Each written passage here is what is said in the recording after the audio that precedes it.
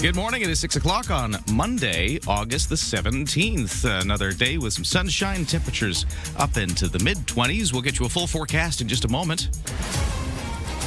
Right now, 12 degrees, and we get to the 6 o'clock news with Lisa Best. Thank you, and good morning. We start with the wildfire situation in our province. We have 127 wildfires burning, 44 considered out of control. We've had 12 new starts in the last 24 hours. There's 15 fires burning on Vancouver Island, including 3 that are considered out of control. The firesmoke.ca website shows wildfire smoke will intensify over Greater Victoria between 10 this morning and 9 tonight. Lighter smoke for a couple of hours early Tuesday morning if you're looking to get exercise in and if the smoke bothers your lungs. Support continues to roll out for BC residents affected by the fire on the mainland. The BC government reminding evacuees that accommodation continues to be available for those who fled the Bald Range fire, and those who require continued emergency support services are asked to call the BC Evacuee Helpline.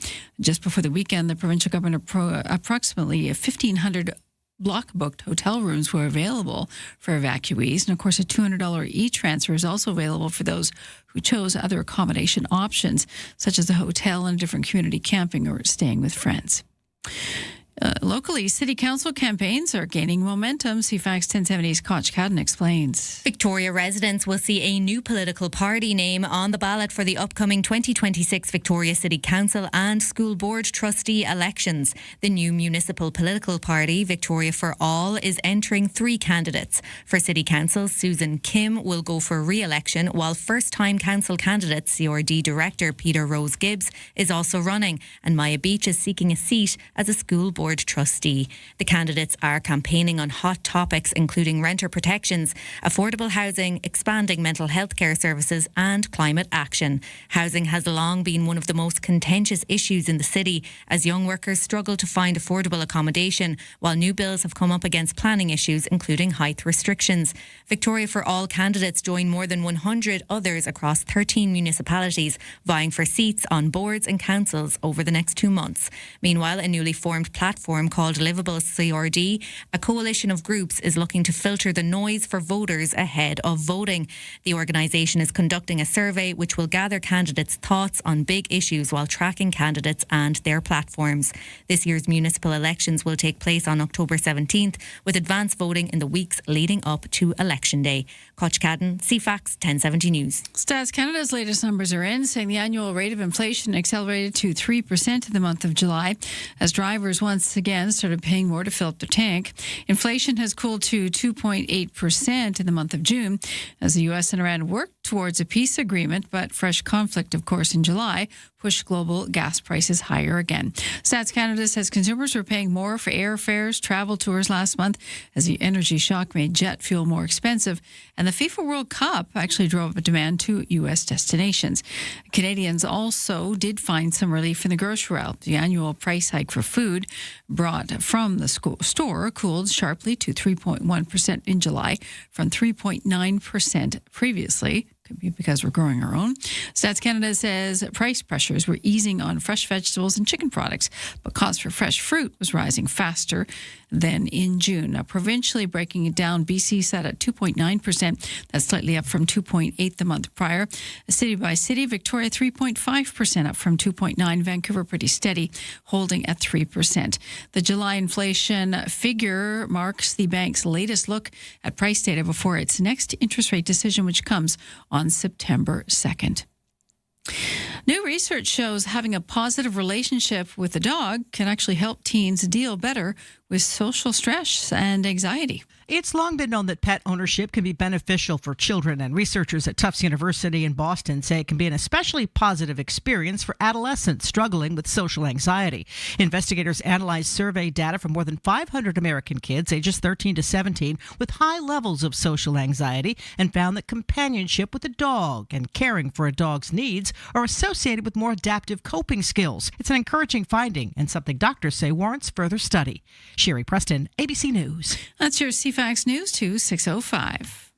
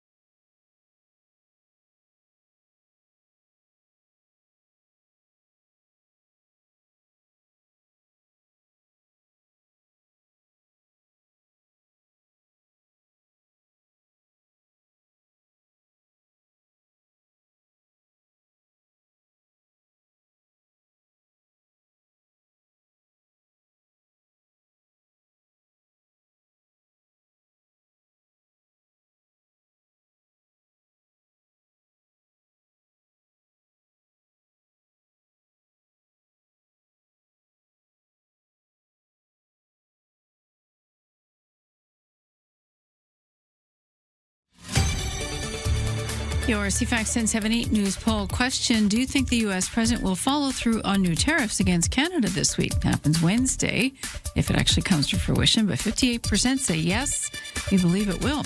You can vote at cfax1070.com or the iHeartRadio app. I'm Lisa Best, your news time, 6:06. Thanks, Lisa, and good morning. Welcome to Monday. Welcome to another week. And if I look ahead to the forecast, it looks like we stay dry and sunny throughout the Monday to Friday period. Maybe a few clouds coming in on the weekend. We'll get to the full details in just a moment. Right now, though, let's take a look at CFAX 1070 Sports. We'll start in soccer, where 18-year-old Rayan Alumi scored in the 77th minute. Thomas Mueller added another goal 5 minutes later to lift the Vancouver Whitecaps to a 2-0 Major League Soccer victory over the host Seattle Sounders. The Whitecaps move back into top spot in the Western Conference with 37 points, 2 ahead of the Houston Dynamo. Seattle sitting 11th in the West. Victoria Shamrocks continuing the WLA final tonight with Game 2 at the Coquitlam Sports Centre. The Shamrocks opened the series with a dramatic 7-6 win over the Adnacks on Saturday. And for the Victoria Junior A Shamrocks, they opened up their 2026 Minto Cup tournament, which is going on in Alberta. Their first game was yesterday afternoon. They got a hard-fought, but in the end, not the result they wanted, a loss. A hard-fought 11-8 loss to the Calgary Mountaineers. Next game is tonight against the Raiders of Calgary. Now, this is the round-robin stage of the Minto Cup tournament, so each of the 4 teams will play each other once before they go on to the knockouts. Toronto Blue Jays, 1 game back of an American League wildcard berth after Sunday's MLB action, get a day off today after winning 2 of 3 weekend games against the visiting New York Yankees. The Jays, who have won 7 of their last 10, dropped a 4-3 decision in 10 innings to the Yankees yesterday. The Jays open a 3-game series tomorrow against the host Tampa Bay Rays. And the visiting Seattle Mariners nabbing a 3-2 win over the Houston Astros. The Mariners are 2.5 games out of an AL wild card berth. That's your CFAX 1070 Sports at 6:08.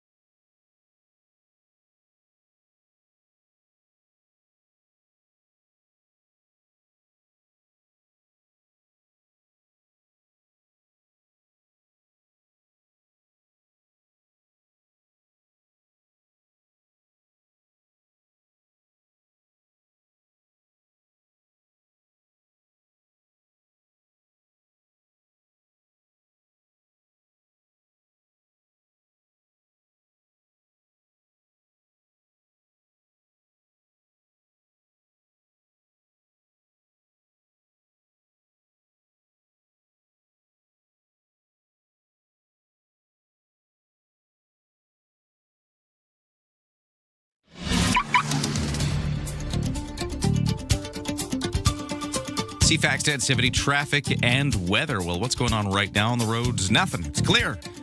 No traffic volume, no crashes to report. If you see something, though, you can text me at 71010. BC Ferry, Swartz Bay to Tsawwassen, also fairly calm there. We are busy, but no sailing waits as of yet. The 7 o'clock from Swartz Bay to Tsawwassen, nearly 90% full, but there's still some room left there. In the weather forecast, sunshine today, a little bit of breeze off the water, highs at 24. We have that humidity that's been around, still kind of in the air, so at times it could feel a little warmer.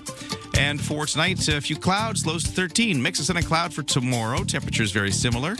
We'll see Wednesday, Thursday, Friday all looking about the same. Some clouds rolling in on the weekend. Right now it looks like just clouds. No precipitation as of yet, but we'll keep our eyes on the forecast. Right now for our temperatures, right now in downtown Victoria, it is 13 degrees. The official temperature, though, at the airport is 12.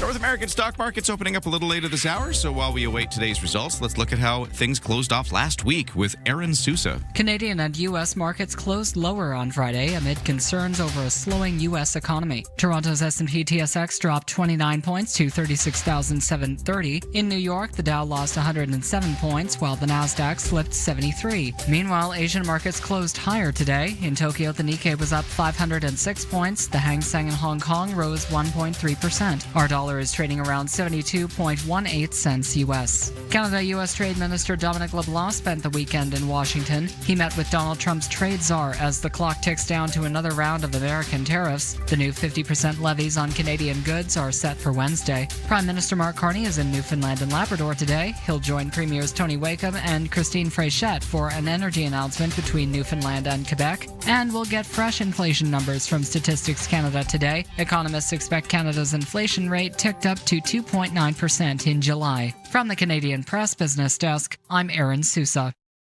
Ryan and Lisa, mornings on CFAX 1070. Oversleepers, catch all the highlights on the latest audio podcast at CFAX1070.com and on the free iHeartRadio app. Good morning. Thanks for joining us here on CFAX on a Monday as we get things started. I'm Ryan. We got Lisa on the news desk. How was your weekend, Lisa? Fantastic. Good weather. Yes, it was actually very nice. And even yesterday, though, here's the one thing I'll observe about the weather. I want to know if anybody else has the same observation. Does it feel like a little bit of fall is creeping into things? Yeah. There's just a little I bit didn't of want to say that. little sense of it in the air. Just a little bit. Ryan, don't encourage it. The leaves have kind of... Stop. I feel like the leaves are coming a little early. We're going to blame you. Okay. Just All saying, the kids I don't know. out there are saying that means school's starting. Stop it. But at the same time, it's still warm. It's still summer. It's just like there's just this little sense of it. There is something. This little something Yeah, there's in a the little air. something in the air. That's It was true. very busy, though, this weekend. It Yes. seemed like no matter where you turned, there was some kind of event. A street closure. Or street closure. Yeah, you had the Tour de Victoria going through, the big cycle race. I had some friends who did it. It looked like a fantastic time, as it always is. Congratulations to everybody who competed against themselves. Again, it's not really a race, as we were talking to Ryder Hesjedal, who is the guy the thing's named after. We talked to him on Friday, and he was mentioning that that's the spirit of the thing. And hopefully it was a good spirit when you're out there. If you did the bike ride. But there's so many other things as well. I went for just like a casual bike ride yesterday, and I came across there was a big pet thing along Dallas Road. That was huge. For dogs. Everybody and their dog there. There was a book sale. Russell Books has this warehouse in James Bay. Cool. They did the Russell Books warehouse sale, which did you buy anything? So I went with my wife, and she found a couple of things. So we did come away. But if anybody else went, see if you had the same observation. There was no organization to it. It was just piles of books. Love it. Randomly strewn about. Organized chaos. They had bins outside, and then you could go into the warehouse and actually look at the shelves there, which is actually kind of neat, kind of fun experience to go through. But there was no rhyme or reason to how any of the books were displayed, other than the only thing I could see was that there had to be a Robert Ludlum novel every 5 feet. Not in any order. It's not like here's. Are you a fan or just this is your observation? No, I kept seeing his name. I guess it's an author I recognized. So I was like, oh, there's this must be where the Robert Ludlums are. Are there other L authors around here? No. What about other kind of thriller books? No. So it just seems like randomly Robert Ludlum everywhere, in no particular order. Just maybe the universe is trying to tell you something. Maybe I should have bought one just because. You start reading his work or become a spy or something. Texter at 71010 says, I agree with Ryan. It feels like fall, cooler at night and cooler in the very early evening. This is true. It does. But I find all summer it's cooled off. Like there's some summers we get where it doesn't cool off at night very well. I find that it has cooled off quite nicely, especially in Greater Victoria. I mean, we've got the ocean nearby, but even with that, I find it's just not as hot at night. Yeah. Maybe that's my imagination. You can share if you feel differently. But it's very pleasant at night and it cools off first thing in the morning. There was a breeze actually off the ocean yesterday, but I'm closer too. So if you're not, tell us what your weather's been like overnight. Well, let us know at 71010. But thank you for the text. Always love it when you join the conversation. We're watching a number of things today. Locally, if you take a bus, you'll notice that the drivers won't be wearing their uniforms. This is the job action that's kicking in. We'll see how that plays out today. Nationally, we're watching because we're a couple of days away from the big trade deadline. Wednesday's the day. Canadian and U.S. officials still trying to see if they can avoid the big tariffs. That's going on. And then at the end of the day on Friday, we had the big political news with Peter Millibar leaving the BC Conservatives. We had the news about Brenda Bailey, the finance minister with the NDP government, cancer announcement. She's stepping aside, and there was a big shuffle. So much going on. So we're going to actually talk a little BC politics coming up in a few moments as well. So lots on the show, lots to watch today. Right now, let's get to the headlines. What else is going on? Lisa, take it away. We talk about wildfires in the province. There's 127 burning across BC. It is expected to be a long road of recovery for many of those thousands forced out of their homes and out of their businesses in the Okanagan by wildfire earlier this month. Mike Stoland is a local winemaker there. He briefly returned to his Summerland vineyards on Saturday after being ordered out by the threat to the Bald Range wildfire. He found most of his property intact, except for a corner where some stored materials was destroyed. Summer is usually peak season, of course, for wine tourism across Summerland, but the fires have forced the wineries in towns to close temporarily. And, of course, the tourists aren't coming in droves because of the smoke and the fire threat. Actress Hayden Panettiere has died at the age of 36. Police in Greenville, South Carolina, says she was found unresponsive at an apartment complex on Sunday. There are no signs of foul play, and an autopsy, they say, will be performed. Panettiere had a prolific career dating to 1996. Her credits include the voice of Dot in A Bug's Life, Remember the Titans, and Scream 6. She starred in a TV series as well, Heroes and Nashville. And soccer star Cristiano Ronaldo is off the market. At least he's still on the pitch, though. That model, Georgina Rodriguez, and the two have officially tied the knot. The couple got married in their own living room at their home in Portugal on August 11th with their 5 children attending the ceremony. That was it, just the 7 of them. Ronaldo and Rodriguez wore Gucci, designed by the house artistic director to commemorate the 10-year anniversary of where they met at a Gucci store in Madrid.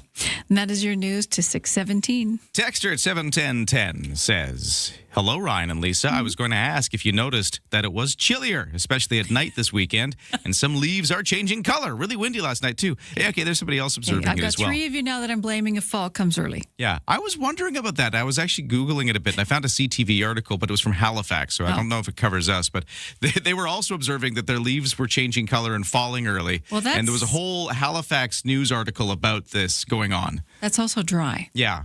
That a lack of water will cause trees to do that. So. Yeah, and I mean, we've had a bit of rain, so Victoria has not had the driest of summers, so True. That might not be what's causing it for us, but and I might just be imagining it as well. We haven't had frost, though. Yeah. Oh, no, we're not. No, we're nowhere near that. I don't think the trees have stopped running the snap simply because, they got to chill.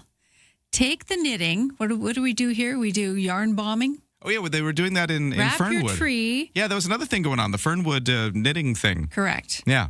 Fiberfest. And there you go. wrap it so the leaves stay on it. We want a little bit more summer. There we go. Okay. Keep it going. Okay, we got to talk BC politics because Rob Botterill, the MLA for Saanich North and the Islands, he's with the BC Greens. He's also the finance critic. He's going to be joining us in just a moment with his take on all of the BC politics that was coming fast and furious on Friday after our show. So we're getting a chance to react to it now. We'll get into that next.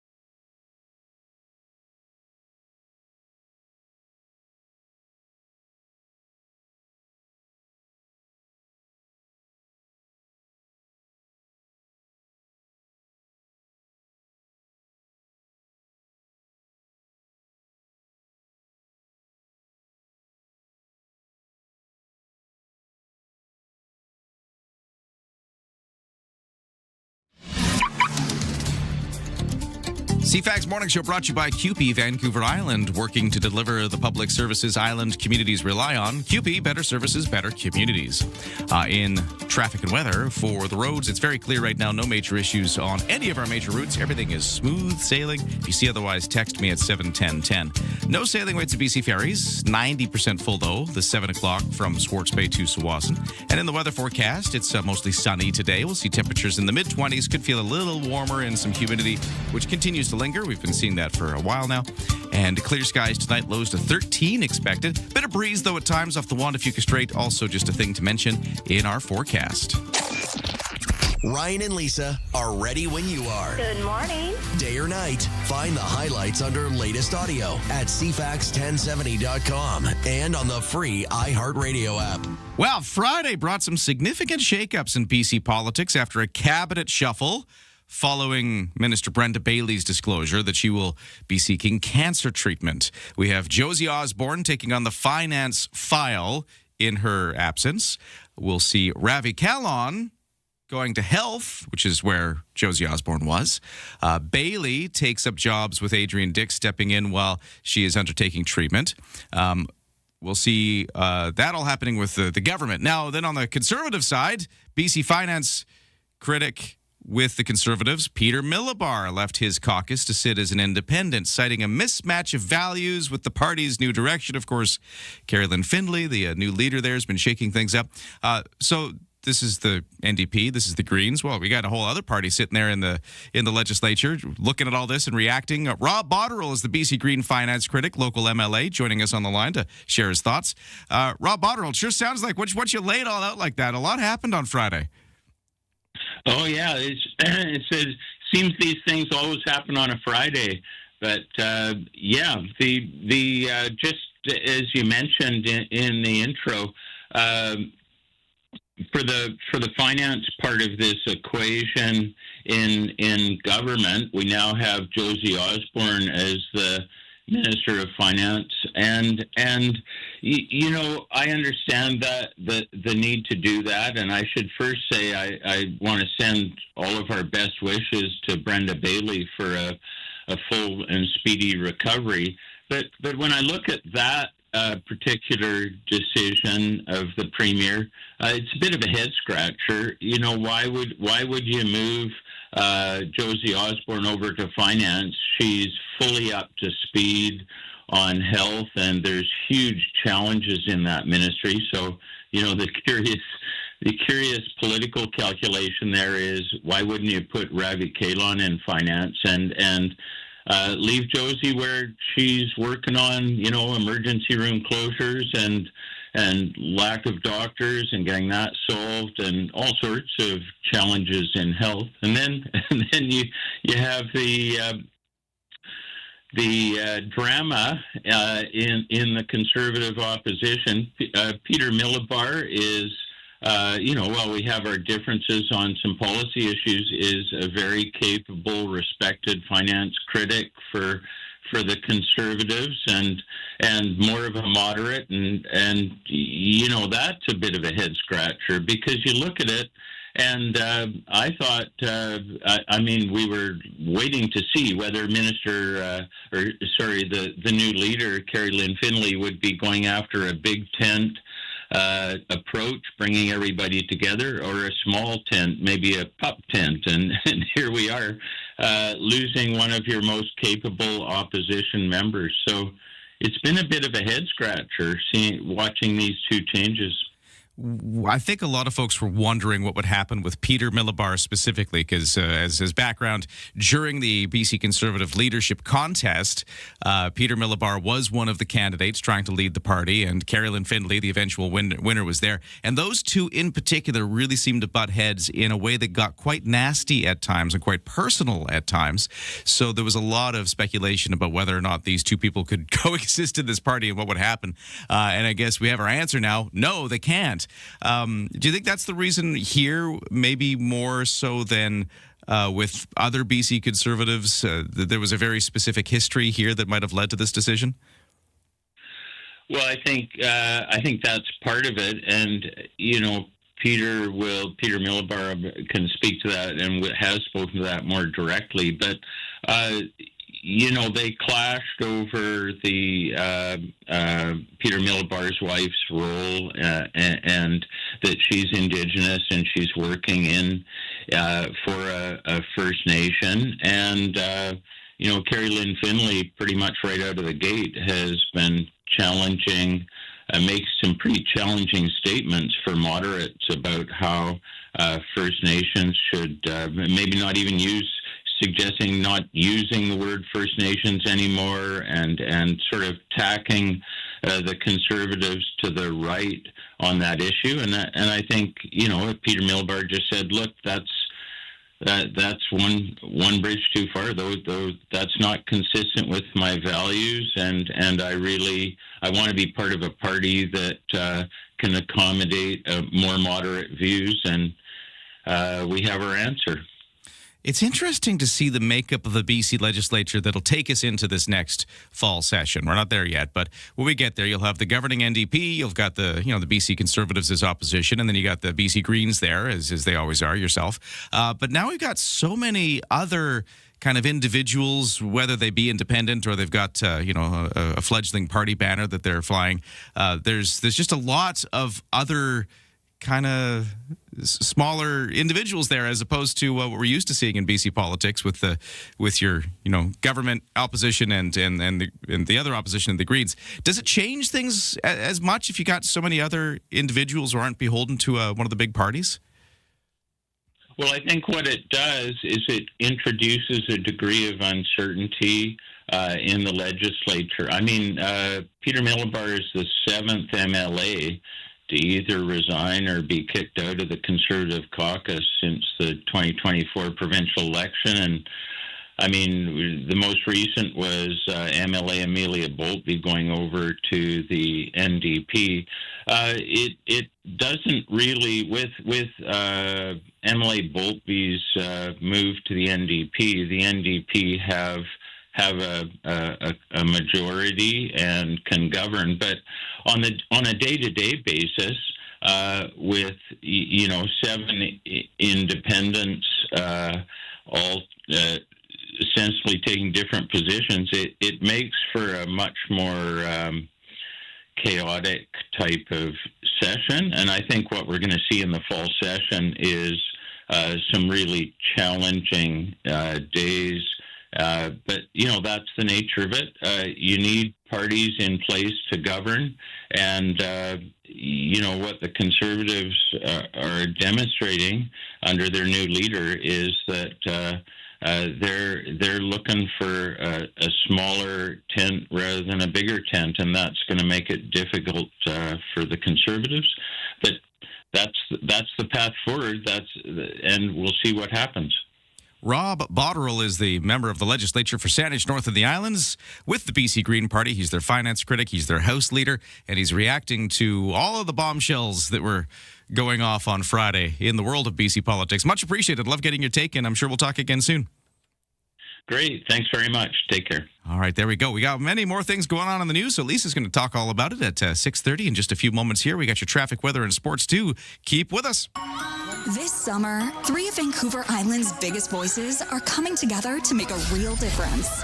Get your tickets now for the Kids Count Mega Summer 50/50. Brought to you by 107.3 Virgin Radio, CFAX 1070, and CTV. In support of CFAX Santa's Anonymous all-new Kids Count program, supporting children beyond Christmas. The Mega Summer 50/50. Your chance to win big while giving back. Buy your tickets today at CFAX1070.com. Gaming event license 174660.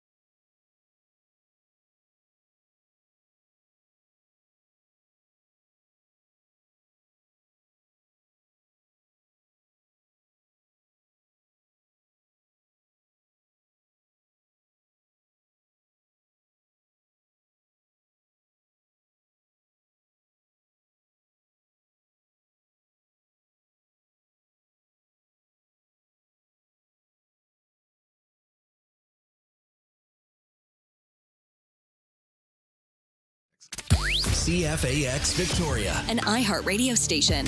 If it's happening, It's here. CFAX 1070.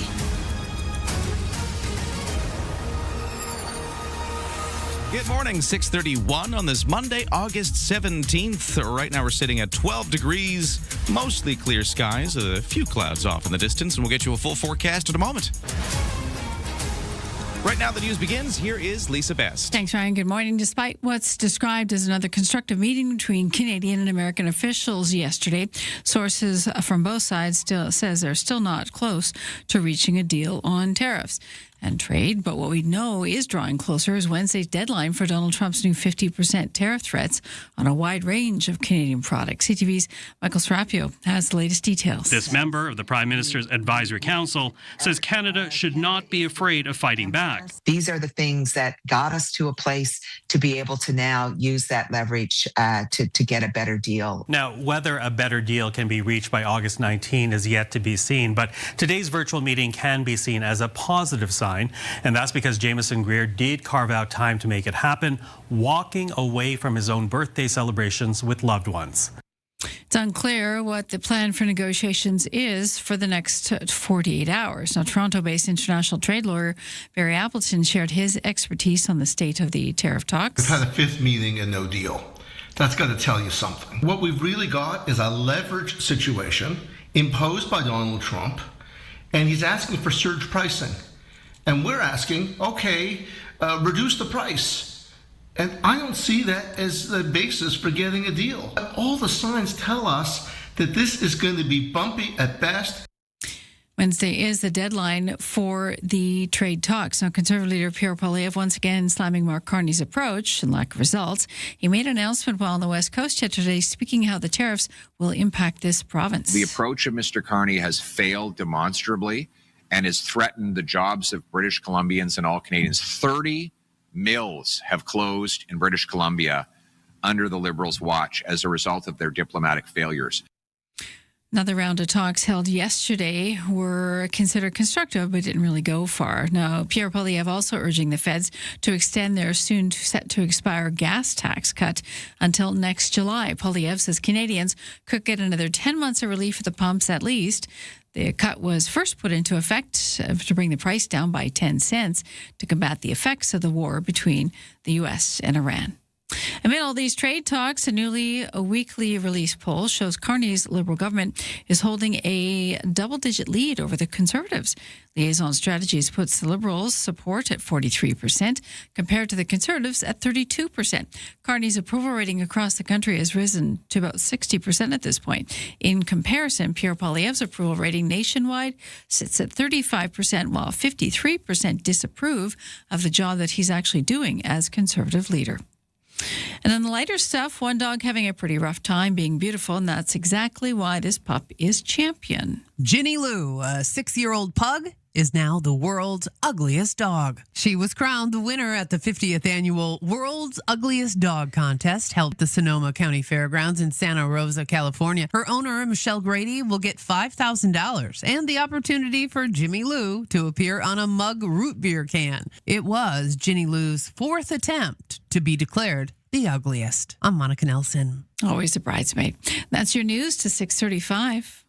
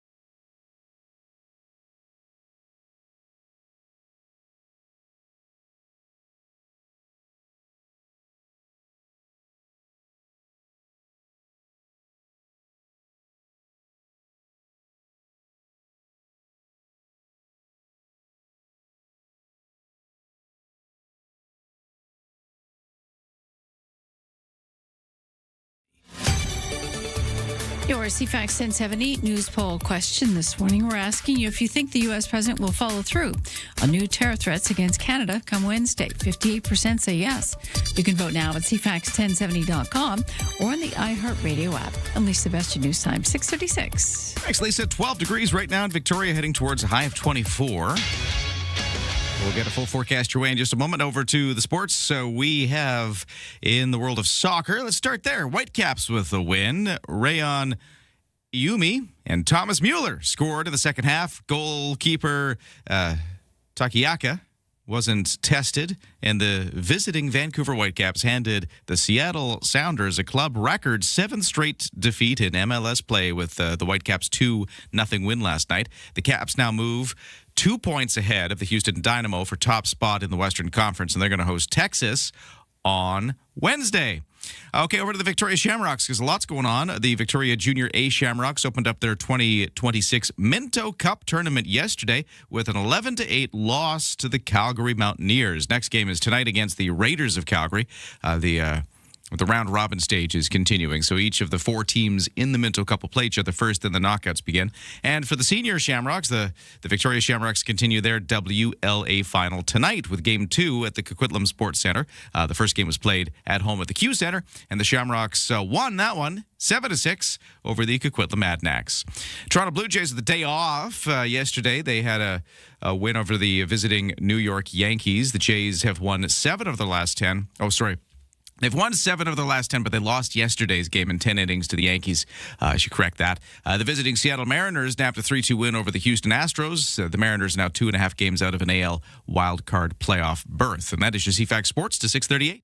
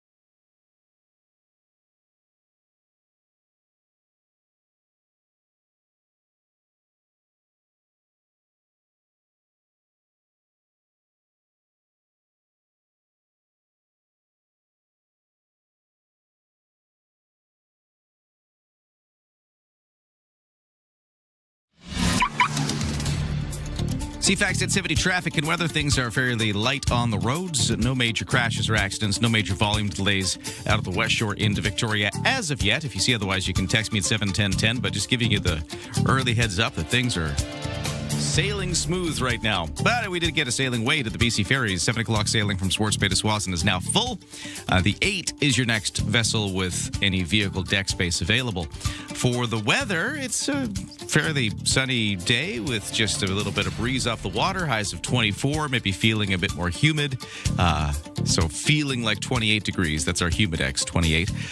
That's a day kind of like the last couple of days. It's pretty stable.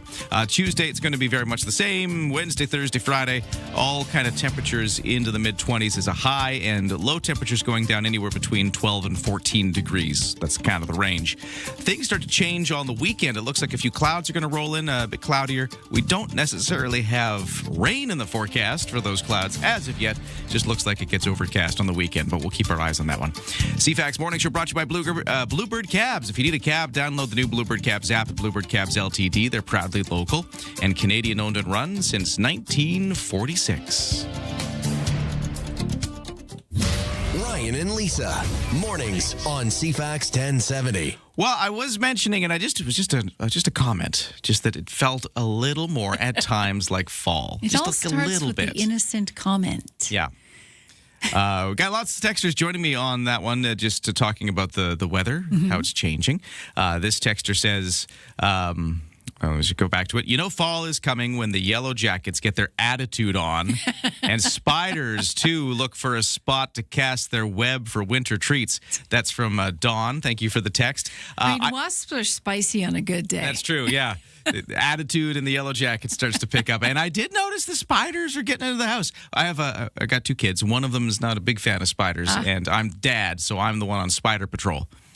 So I get the call, the shout from somewhere in the house, and it's time for me to go and deal with it. Now I don't know about you guys. Are you the type of person who kills the spider? No, or do you not. trap the spider awkwardly in some kind of cup? You try to slide the magazine underneath to kind of seal it in, and then you paper, yeah, and then you nervously march it towards the door. Make sure the paper's strong enough that it couldn't give way somehow. Yeah, and if you're stuck with just paper, you got to fold it a couple times to give it that rigidity it needs. I do that with wasps. Okay. If a spider's not in my way, if it's creating web somewhere that's out of my way, I leave it. Well, I don't mind the spiders. I tend to think the spiders are taking care of other bugs, let them go. The things that are bitey, even mosquitoes, right? Yeah. It takes care of all that nonsense for you. But I also understand, and like I said, like a Roomba. A person in my With 8 house. A Roomba for bugs. With 8 legs. I love it. I do have a person in my house, though, who's can't handle the spiders being around. Understood. Yeah, you're on cleanup duty. Yeah. So do you take it outside? Yeah, I take it outside. Okay. Yeah. Release it. Hopefully it runs the other way, not back towards the house. Now, I'm not. I've got no problem with spiders. I don't think it's out to get you particularly. Yeah. I've got no problem with spiders, but the ones at this time of year that start to get in, the big ones, what do they think? The wolf spiders? Oh, well, they bite. They're big. They bite. And they also jump. What? Yeah, a bit of a jump. So spiders are fine. Those ones, though, they're just. So do you put like a spacesuit on before you go after the wolf spider? Well, I'm just always a little extra nervous as I carry my cup and my magazine or whatever it is that's holding the thing in place. What if I chewing through the paper? What if I slip? And you can hear them because they're big enough that they start bouncing around, and you hear this noise. Slightly terrifying. Those particular spiders. You're so terrified about these little things, right? Exactly. It's weird. All the other spiders are fine. Those guys, and I know they're mostly harmless. Are you a wolf, Jack? Are you a wolf spider? I've done interviews on those guys before. Have you before. ever been bitten by one? No, I've never. Yeah. Never. You? Uh-huh. Really? Oh, yeah. Leaves a bit of a dent. A big welt. A big welt. Because I've done interviews on these spiders before because this always comes up this year. And so a few years I've actually reached out to some spider experts. And those ones, apparently the reason they get into your house, I've been told, is they're looking for love. This is the time where they start moving around to mate. And they're exploring to try to find all new to me. Mates, and that's why they're getting into your house. That was what I was told. Your house is party central? Yeah. Interesting. This texter at 71010 says, I'm a cup and coaster gal. Yes, the coaster would be a good, rigid, spider-trapping substance. I agree. That's a good one. I got some coasters. I could use a coaster. Coasters work very well, actually. I have used a coaster. Yes. They would be better than folded paper. Your paper's not thick enough. You got to be safe. Yeah. I didn't know they were looking for love when they came in. That's what I was told. Once upon a time, I did an interview with an expert about hey, why are these spiders getting into my house at this time of year always? And that was the reason. They want to. They're squatters, basically. I mean, if you could work out a deal, you'd be getting some cash on the side. Again, if you can handle the spiders, it's not like they're doing much.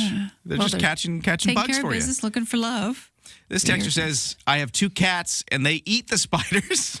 So my home is spider-free since I owned cats. That's from Jesse. The dogs with the lizards. Dogs fast enough will catch those lizards. Yes. So I've got those lizards. I know which ones you're talking about. The invasive lizards that are now taking over the capital region. Yeah. My dog is very aware of them. And I can't usually see them unless I get really up close. But she notices them. And so she, the ears perk up and she starts doing hunt them? She does. She never catches them. Okay. My dog. But, I mean, I'd imagine. I've seen dogs catch them. Better dogs probably would. Not pretty. Yeah. Put down your spoon. 6:45. What are we doing? That means it's time for the headlines. Hey, if you got spider tips, let me know at 71010. Lizards and spiders. Lizards and spider tips. How's your breakfast going? What's going on with the news? Let's talk transit. today, transit workers may be very casually dressed when you get on the bus today. Members of Unifor Local 333 BC will begin a uniform ban to start job action in the Victoria area. That means the bus will still come, but your driver might be in a Hawaiian shirt, as Ryan suggested. The Victoria Transit Riders Union will hold a solidarity rally outside the BC Transit office here in Victoria.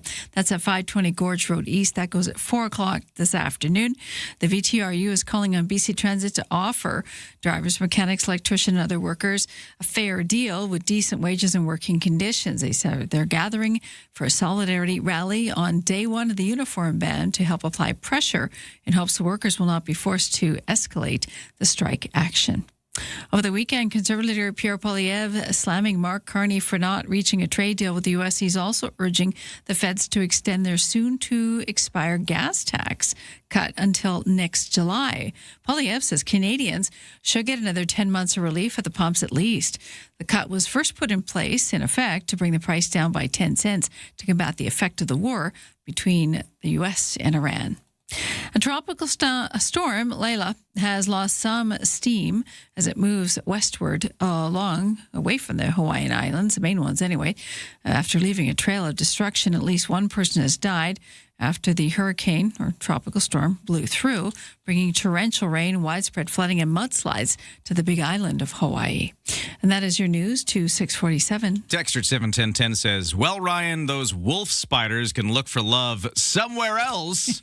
Their bite hurts. Yes. And the texter goes on to say, a mason jar works. Oh, yeah. Hey, okay, here's what I like about the mason jar or some sort of clear plastic container. You can at least see that you still have it. But it gets to stare at you.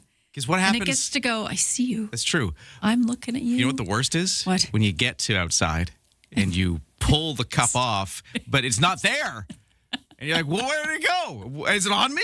And then you get that. So having the clear cup so you can keep, eyeballs on the spider at all times, that's key. Mason jar. I love it. Thank you, Texter. It's very scientific. It's a lot going on here. Hey, I'm Dad. I got to be the Spider Patrol guy. I have to do it all the time. You don't like the job at all. I know. I don't. I'd rather not do it. You should get danger pay. Maybe I should. Yeah. Yeah. Extra hugs, kid. Okay. Well, hey, we've been talking about Victoria Shamrocks because you got both the Shamrocks and the Junior A Shamrocks in great spots right now. The WA final for the Shamrocks and then the Minto Cup, which is the junior level's big event. It's going on in Calgary right now. We were mentioning they lost their first game yesterday. They got game 2 coming up tonight. You know who else is there in Calgary following along? Longtime regular listeners will know that our boss man Brad Challoner, is a lacrosse play-by-play guy, and he's actually there as part of these games doing the play-by-play. So he's going to be talking to us in just a second as we get into some Shamrocks lacrosse on both sides, but particularly the Minto Cup because he's been there. What's it like? We're going to find out next. Where the noise stops and the conversation begins. Hey, it's Friday. Welcome to the Graham Richardson Show. The stories that shaped your week aren't just headlines. They are the moments we live through and the decisions that change what comes next. Let's take a closer look at that together. It's national conversations. From major policy shifts to the fun, unexpected trends and friends everyone will be talking about. It is intelligent, unpredictable, and completely Canadian. Stay informed. Stay ahead. The Graham Richardson Show. Friday morning at 9 a.m. right here on CFAX 1070.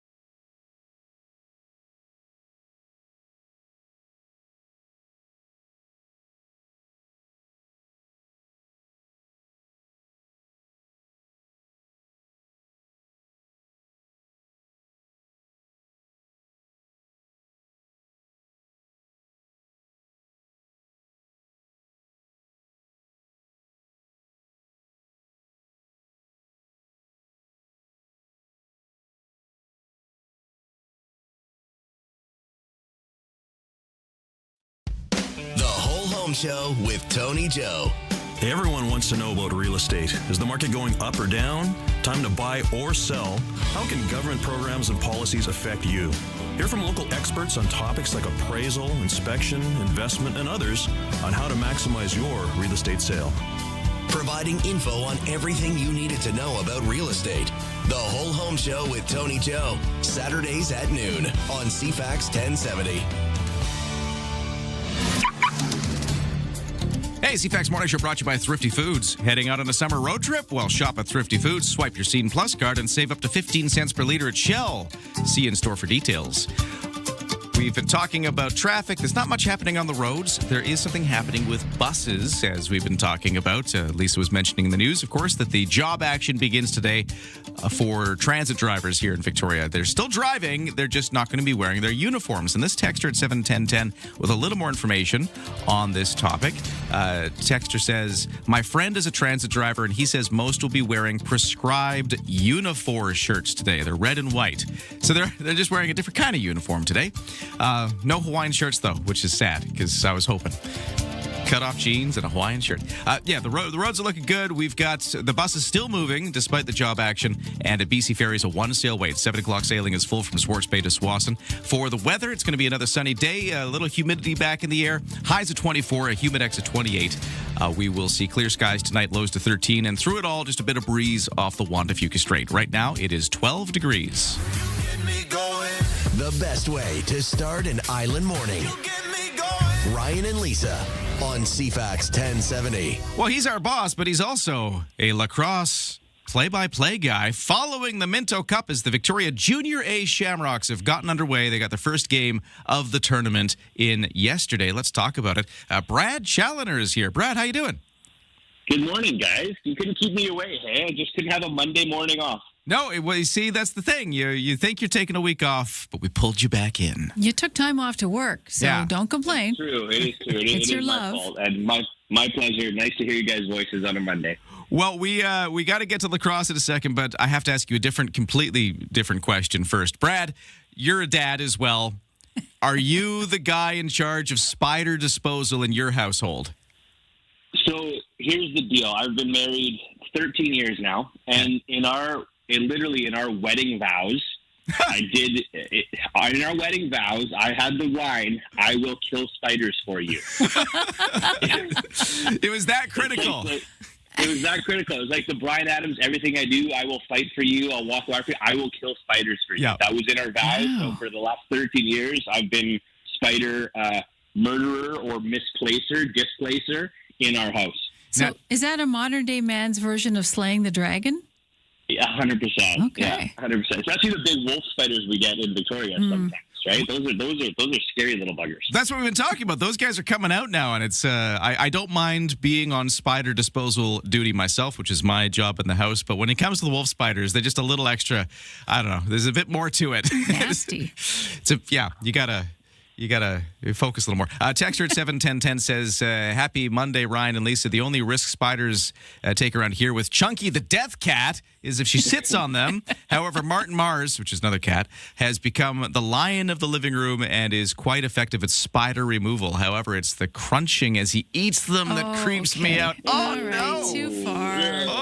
There should have been a disclaimer with that. That took a turn. Breakfast People show. are having food. Oh, no. Okay. We better get to lacrosse talk, but let me know about your spider stories at 71010 if you want to. It's like early Halloween here. Anyways, we got the Minto Cup going on. Junior A Shamrocks going all the way to the big tournament for their level of lacrosse. That's where you are, Brad, because you're doing some play-by-play. Opened things up with a loss yesterday, but we're in a round-robin stage of this tournament. Maybe you can talk us through how this tournament works. Yeah, so it's similar to the Memorial Cup at the junior level for hockey. There's a BC champ, there's an Ontario champ, there's an Alberta champ, and then there's a host city. And this year in particular, Raiders LC, which is based in Calgary, they are the Alberta champs, but they're also the host. So another Calgary team, the Mountaineers, got in as well, who faced them in the final and lost. So the round-robin format, each team will play each other once over the next 3 days, and then the last place team will go home. The first place team will get a bye to the best of three finals, which starts on Friday. And the second and third place teams will play a semifinal game on Wednesday. Okay, so that's the format of the tournament. How are the Victoria Junior A Shamrocks looking so far? We know they had a tough loss yesterday, but it seemed like a hard-fought one. Talk about how this team's looking. Yeah, they got punched in the face yesterday. To be quite frank, they allowed the first 5 goals on the first 5 shots, which is kind of unheard of. And the thing about a tournament like this is that they haven't played against Calgary, Okotoks, or St. Catharines all year long, so they don't know how fast these teams are, how big and physical they are, what they feel like. There's like a feeling out process when you play against a team for the very first time that plays in a completely different league than you do. And I don't think they were ready for the step up in intensity and pace that this national championship Minto Cup brings. There's 2 other teams in this tournament, St. Catharines and Raiders LC, which were here last year. So they know the level that this tournament kind of gets up to. And I don't think Victoria was ready. And they allowed the first 5 goals in the game, so they were behind the 8 ball early and had to slowly kind of chip away and get out of that hole all game long. They made it actually a 9-8 game late in the third period, but a transition goal by Calgary and then another insurance marker, and then it was they pulled ahead and it was too little too late. So, they have to come out tonight and have a better start and kind of bring the game down to a pace that they know, or find a way to elevate to match how fast these Calgary teams and the St. Catharines teams have been played. So, they weren't prepared yesterday. Their goaltender that they traded for, and that was their playoff MVP, was the guy who allowed the 5 goals on 5 shots, and they pulled him, and he didn't come back into the game. And they went back to a local player by the name of Angus Snow, who played some good minutes down the stretch, but you get down early in a tournament like this, sometimes it's too big of a hole to climb out of, and that's what happened with them yesterday. Well, hopefully today they can turn things around. The Junior A Shamrocks at the Minto Cup in the round-robin stage. Now, it's also cool because we got the Senior Shamrocks, the big team, also in the WA final, seeing if they can book their ticket to the next, big national tournament. It's neat to see both of our both of these 2 lacrosse teams doing so well right now. It seems like a really fun moment, a really energizing moment to be a Victoria lacrosse fan. Yeah, it's a very proud moment too, because if you look at these rosters like this, they're both very homegrown. So it just goes to show the fact that Victoria lacrosse in general, whether you're from Saanich or Juan de Fuca or Peninsula, like their minor systems are doing it right. They're feeding the junior Shamrocks, which in turn are feeding the senior Shamrocks. So, I think this really starts at the minor level over the last decade or so around Vancouver Island, that we're able to produce players at such a high caliber level. And both these teams are set up for success. Like the junior Shamrocks are hosting this Minto Cup tournament next year, and the senior Shamrocks are a perennial powerhouse. So, the Man Cup is back in the West Coast next year. I'm not getting too far ahead of myself, but there is a chance that both national championships at the major lacrosse level, at the Minto Cup and the Man Cup, could be in Victoria next summer. So they're kind of really building something special right now. And this junior team that we're covering in Calgary this week, they've got a handful of graduating players that are going to go on to play for the senior Shamrocks next year. So their youth movement kind of continues with local players, and the success of the junior club kind of feeds the success of the senior club. They all go hand in hand, and I think we should be very proud to be Island lacrosse fans right now. Brad Challoner, lacrosse commentator. He's also our boss here at CFAX 1070. Watch out for spiders and enjoy the lacrosse. Thank you, guys. Have an amazing week. Miss you, and I'll see you next week. We'll talk soon. We got the 7 o'clock news coming up next on CFAX 1070.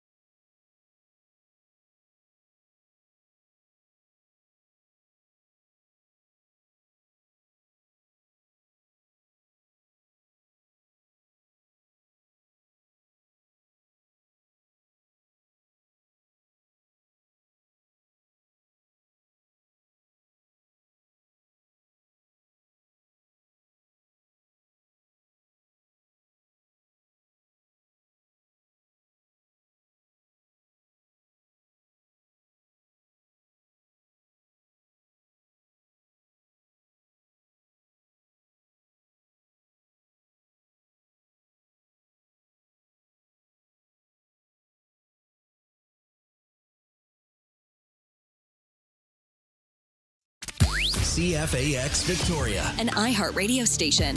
If it's happening, It's here. CFAX 1070. Good morning. It's 7:01 on Monday, August the 17th. Another sunny day in store. Temperatures into the mid-20s. Right now, we're sitting at 12. And a beautiful sunrise coming up over Victoria right now, by the way, if you can catch it. Let's get to the news. Here is Lisa Best. BC wildfire front, we have 127 wildfires burning this hour, 44 of those considered out of control. There's been 9 new starts in the last 24 hours, 15 new fires on Vancouver Island. I should say 15 in total, but 3 of those considered out of control, smattering a jump from what we had on Friday. Firesmoke.ca shows the wildfire smoke will intensify over Greater Victoria between 10 this morning and 9 tonight. Then lighter smoke expected for a few hours on Tuesday morning if you're looking for the time to get outside if it does bother you. Victoria residents will see a new political party name on the ballot for the upcoming 2026 Victoria City Council and SD61 School Board Trustee elections. Victoria for All is entering 3 new candidates. For City Council, Susan Kim will go for re-election for the first time. Council candidate CRD Director Peter Rose Gibbs is also running. And Maya Beach is seeking a seat as a school board trustee. The candidates are campaigning on topics including renter protection, affordable housing, and expanding mental health care services, as well as climate action. This year's municipal action will happen on October 17th. CFAX will bring you all the details that night and, of course, follow up and follow out on the following day. Transit workers are starting job action today in Greater Victoria. Now, your bus is still going to come, but the members of Unifor Local 333 BC will be dressed differently. There's a uniform ban now in place, so they'll be wearing their union shirts. The Victoria Transit Riders Union will also hold a solidarity rally outside of the BC Transit office. That's at 520 Gorge Road East at 4 o'clock today.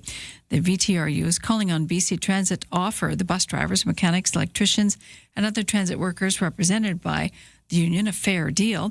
VTRU says it's disappointed that BC Transit has failed to make a reasonable offer to these workers after more than 16 months of negotiations for a new contract. Speaking of negotiations, Canada's top trade negotiators stuck around Washington for the weekend as the new U.S. tariffs threat looms for Wednesday.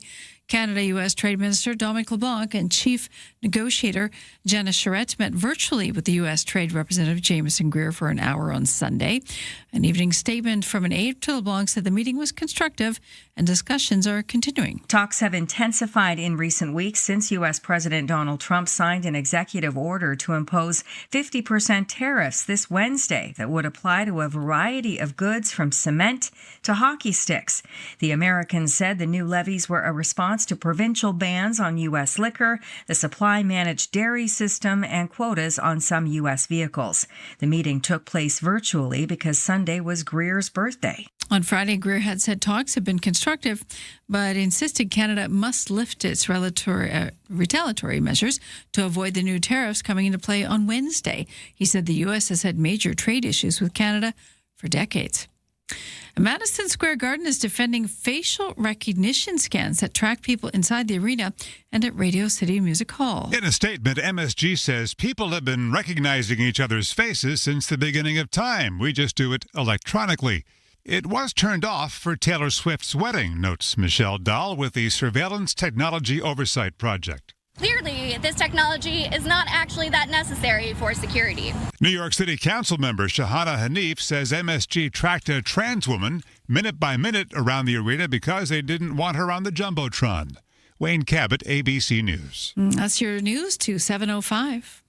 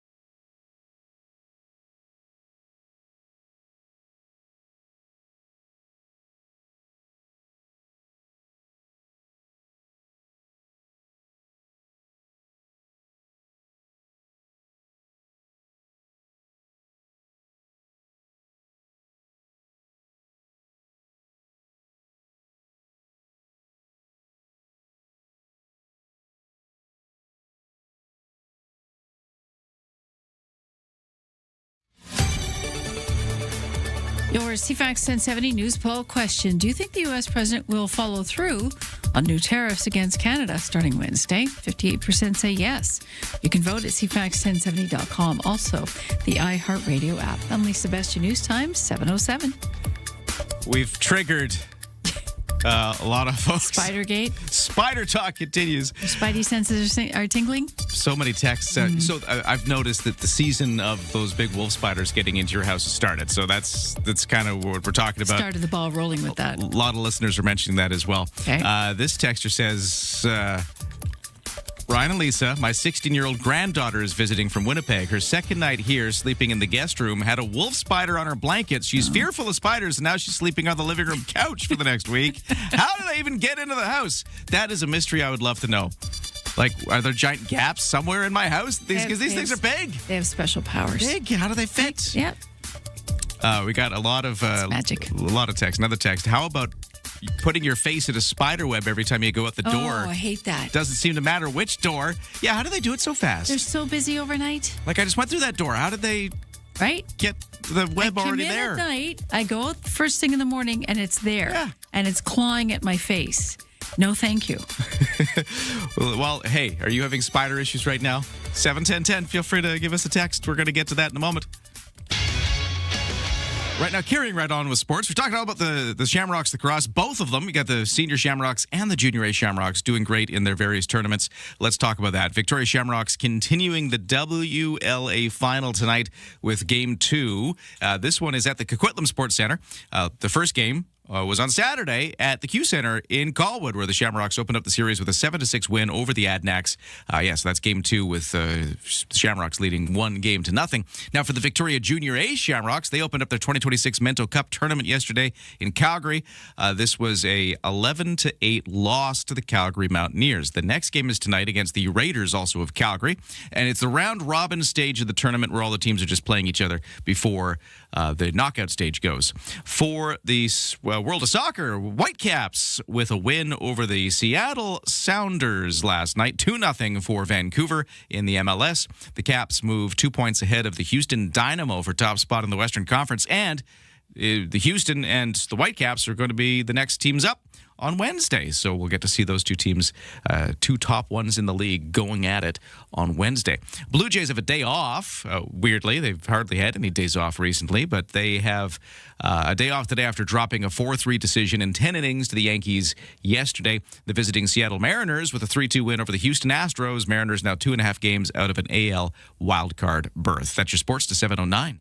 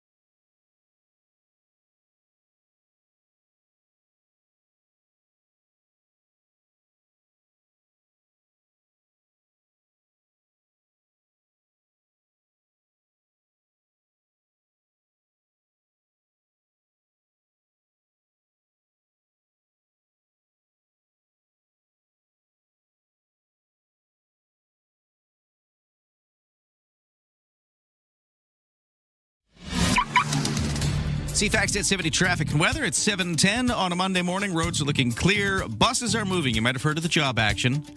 Victoria Transit bus is still going. The drivers are just protesting by not wearing their usual uniforms. At least that's this stage of the job action. But yeah, your buses should be going as normal if you're worried about that. No sailing waits right now at BC Ferries, but the 7 o'clock did fill up. It was a one sail wait just a few moments ago, but the 7 o'clock is now departed from Swartz Bay bound for Tsawwassen. The 8 o'clock is next. It still has room for vehicles. The weather is sunny today, a little hazy maybe at times. A little bit of breeze off the Juan de Fuca Strait at times. Highs of 24, but a little humidity making it feel warmer as well. Clear skies overnight, lows to 13, and then tomorrow looks exactly the same.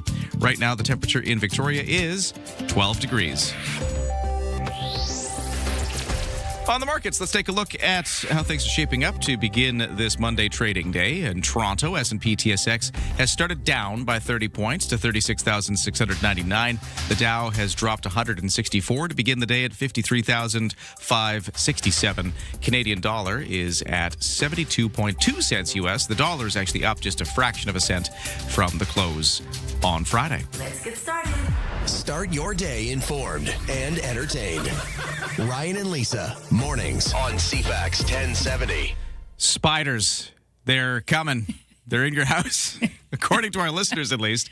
It's that season Ryan's where making a B movie. it's the, yeah. But it's about spiders. I didn't mean to get this into spiders, but hey, you know what? I'm really curious about all of these different experiences people are having. I've talked about the fact that since I'm the dad in the house, I'm the one in charge of removing or killing spiders. I like the removal myself instead of killing the spiders. And this texture at 71010 says, so when you gently transport the spider outside and it has disappeared, do you do a spider dance as you jump, shake, and check your hair and clothing? Yeah, you get that feeling, right?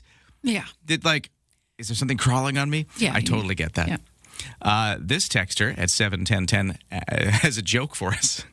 I love this. Thank you. I was going to kill a spider, but the wife said no, take him out. So I took him out, and on our date, I learned he's a web designer.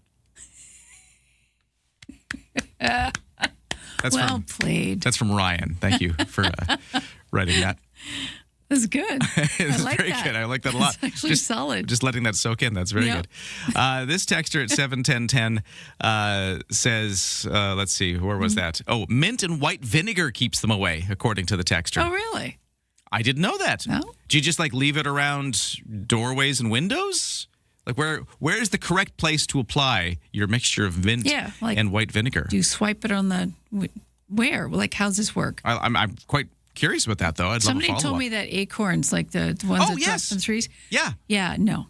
It doesn't work. I remember doing that at one point. They just work around the acorns and they build more webs. I remember we did that at one point. We grabbed a bunch and we stuck them around the windowsill. I don't think it showed any difference, but I think we did do that once. Okay, you tried it, though. This texter says, I apologize about the crunching, Lisa.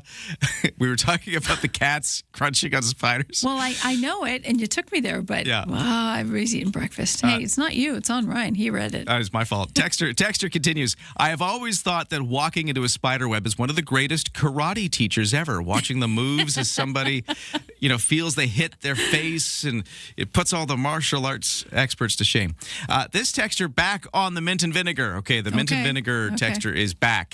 Recipe. Make a tea with it. So I guess, steep the mint in the vinegar. Okay. Then spray it around your doors and windows. Oh. I see. Kind of put it in a spray bottle and spray the doors and windows. Okay. Gotcha. This is very good.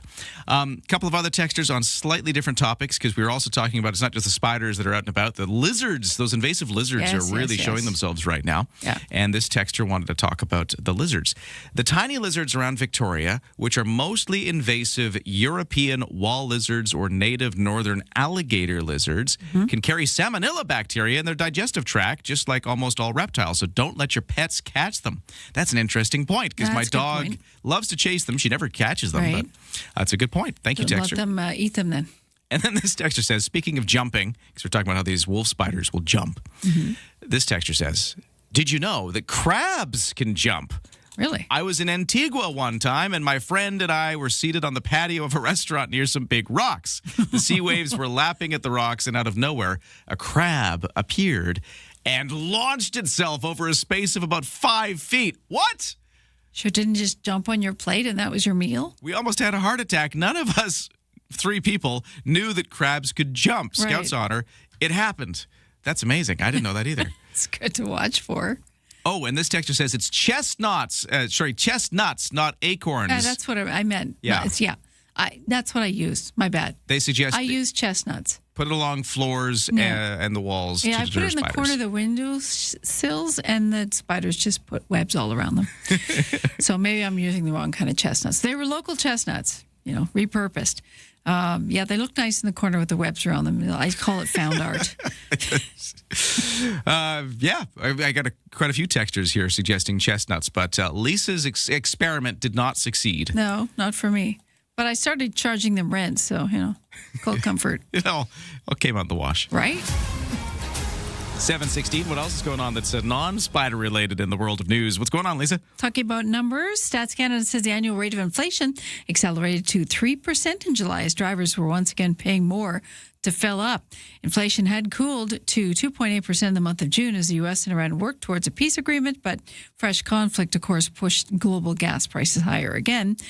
Canadians found some relief from the grocery aisle as annual price hikes on food brought from the store cooled sharply to 3.1% in July from 3.9% previously, but we were paying more for airfares and travel tours and such because of the jet fuel price. StatsCan says pressure prices were easing on fresh vegetables and chicken products, but costs for fresh fruit were rising even faster in the month of June. Now, provincially, BC clocked in at 2.9%, up just slightly from 2.8%. For Victoria, city by city, 3.5%. Up from 2.9%, so a big jump there. And Vancouver stayed steady at 3%. The July inflation figures mark the bank's last look at price data before its next interest rate decision on September 2nd. Montreal University is home for scientists who are developing efforts to better prepare us for a future pandemic. Projects underway in a biomedicine lab at Polytechnique Montreal are part of a federal initiative called Ramp Up. It collaborates with research institutions across Canada to address gaps in the biomanufacturing sector. Officials say efforts like this and putting more than $2.5 billion into biomanufacturing products will ensure we have swift access to medicines during future public health emergencies. And Facebook and Instagram's parent company is facing major legal fight this week in California. Colorado, Kentucky, and New Jersey accuse Meta of contributing to youth mental health crisis by knowingly and deliberately getting children addicted to its platforms. It also claims Meta routinely collects data on children under the age of 13 without parental consent, which is a violation of federal law. Dozens of U.S. states filing the lawsuit 3 years ago. The trial is set to begin tomorrow, with 25 states expected to have trials later on. That's your news to 719. Okay. Texters now working the tips here. Drill holes into or break the chestnuts open for better results. Oh. Well, that makes sense. Maybe that's worth another experiment. Because it's a sealed hull, so you gotta let the chestnut out. Okay, I'll do that. Yeah, another texter saying, Ryan and Lisa, poke holes in the soft part of the chestnuts. I use a turkey skewer and do 3 holes in each chestnut. That comes from Mary. Yeah, I could see myself hurting myself trying to poke, so I'll use a drill, but I'll do that. And another texter says, evidently it only works mildly on 3 species of spiders, so your experience, the non-bitey kind. Your experience may vary. And then another texter with a whole different set of suggestions. Mm-hmm. If chestnuts aren't doing it for you, I use peppermint oil drops in water, spray around the windowsills and doors. Bingo, no spiders. Okay, peppermint oil drops in water is another suggestion.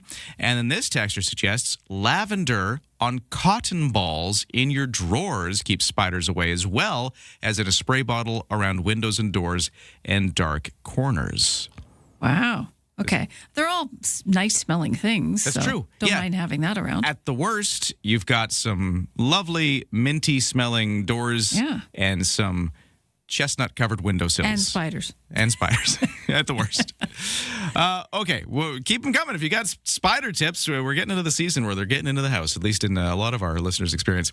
I want to talk about something totally different, though. A local 16-year-old has won a global award for his use of artificial intelligence technology in spotting galaxy collisions. Did I say a local 16-year-old? Isn't that crazy? Working on galaxy collisions? Yeah. It turns out these things are difficult to spot as the evidence quickly gets swept away in the process of, I guess, colliding. But what has Jared Quinn, one of 10 winners of the Leaders of Today Award and a student at St. Michael's University School, what has he done to figure this out? He's going to join us in just a moment.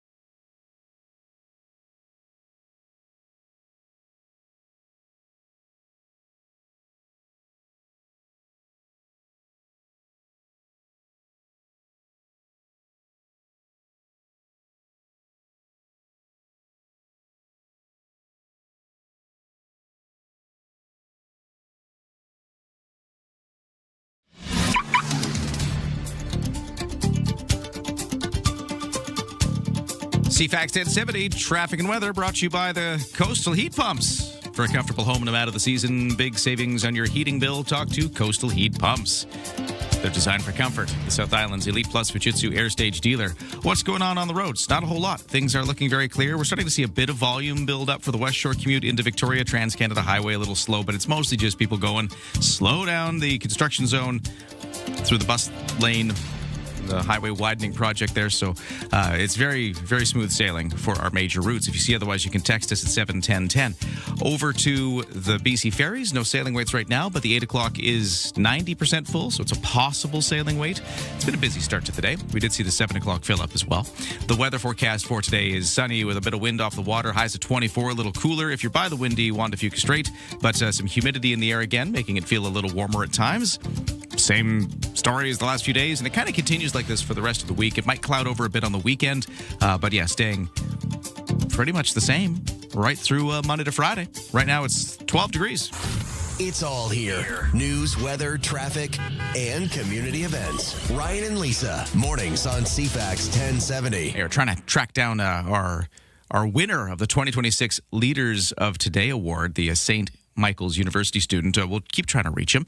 But in the meantime, we still have a lot of spider tips. Are you noticing the spiders?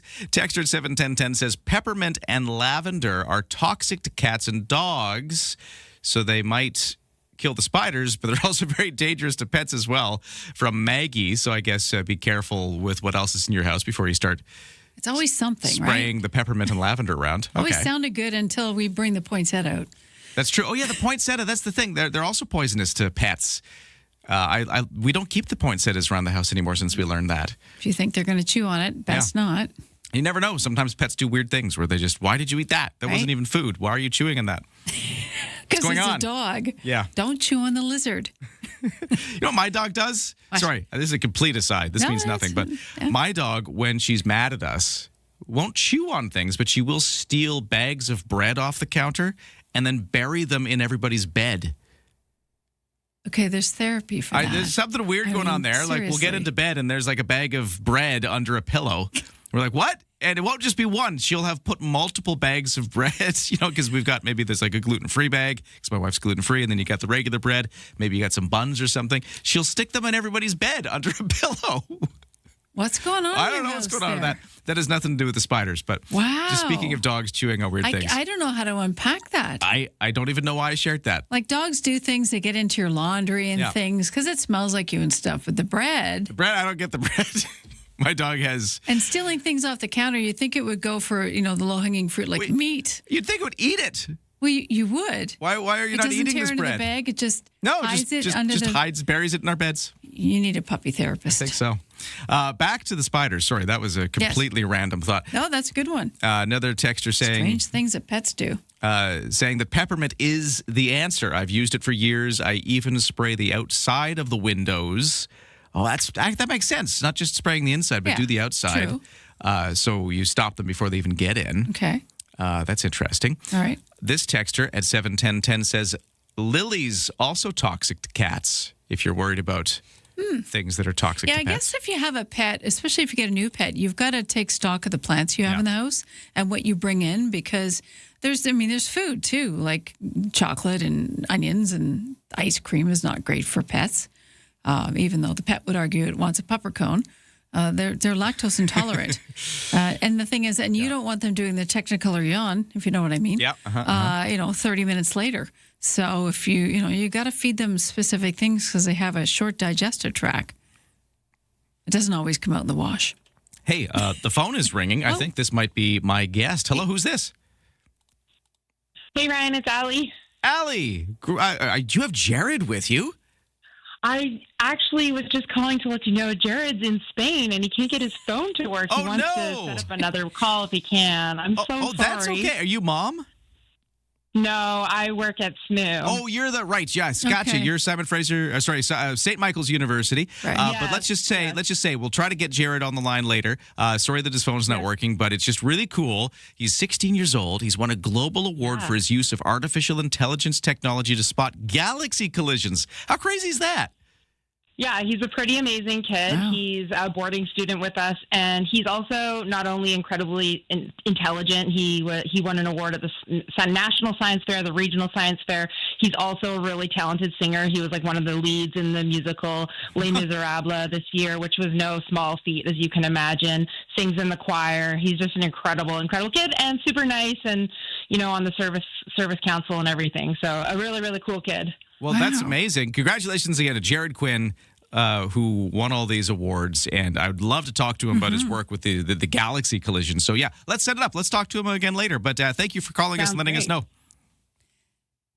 All right, that's... What's he doing in Spain? Is that where or maybe that's where he lives. I don't know. Because if he's he is a boarding student. Yeah. Wow, this kid is a golden boy. Amazing. Well, 16 years old? Yeah. And he slept in. Good for him. Cool local story. Phone doesn't work. It's all good. Okay, so just to recap, spiders. Oh, is that where we're at again? Okay. I just want to finish off here, to finish the thought before we leave the topic completely. We're going to get to the 7:30 news, just because we've had such an amazing collection of ideas here. True. If you are worried about the spiders getting into your house, we've got chestnuts. If you break them open or drill holes into them or poke holes into them, yes, that could be worked. That could work. The scent out. Peppermint oil dropped in water and then kind of sprayed around windows and doors. Or another texture, vinegar and mint. Same thing, kind of make a little tea out of the vinegar and mint, spray it on the windows and doors. Those are a few of our listener suggestions. Lavender was another one. Does it work on deer? Yeah, there you go. But I just wanted to recap because I think, these are all things I might try. I don't mind the spiders myself. I'd be happy to have them, doing their thing. But I've got somebody in my house who doesn't like them. You get your son to help you with the project so he feels more relief from, That's true. Geez, this worked. Okay. He probably would completely just bomb the whole house in mint and lavender if I tell him this. I'll see how it goes. I'll let you know. I'll keep you posted, everybody. I'll let you know if it works. But there we go. Spiders. It's a thing right now. 7:30 News is next.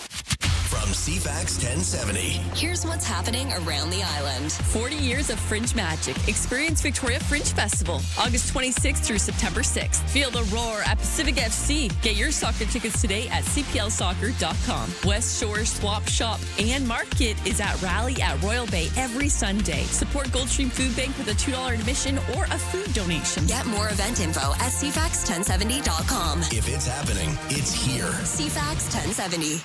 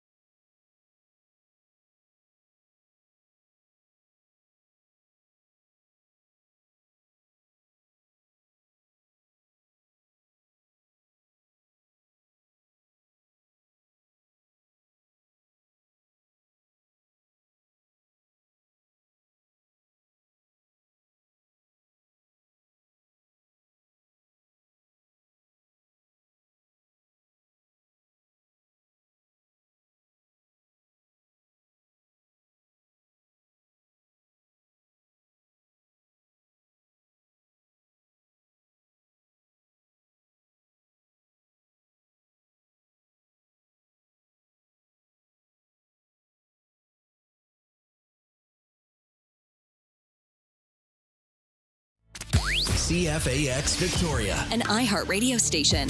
If it's happening, it's here. CFAX 1070.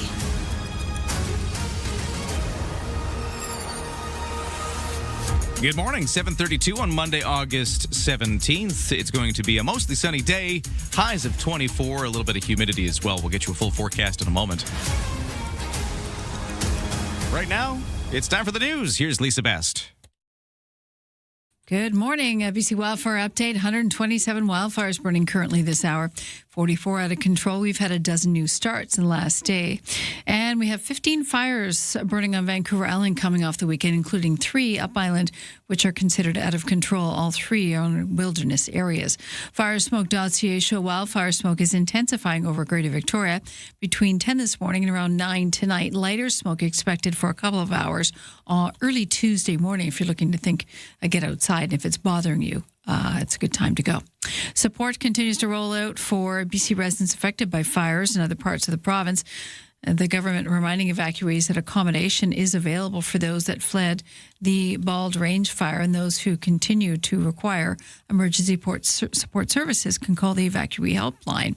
Just before the weekend, the provincial government announced 1,500 book-blocked hotels that were available for evacuees. A $200 e-transfer is also available for accommodation options. The province says it understands that hotel rooms may not meet everyone's needs, especially those who may have pets or other animals with them.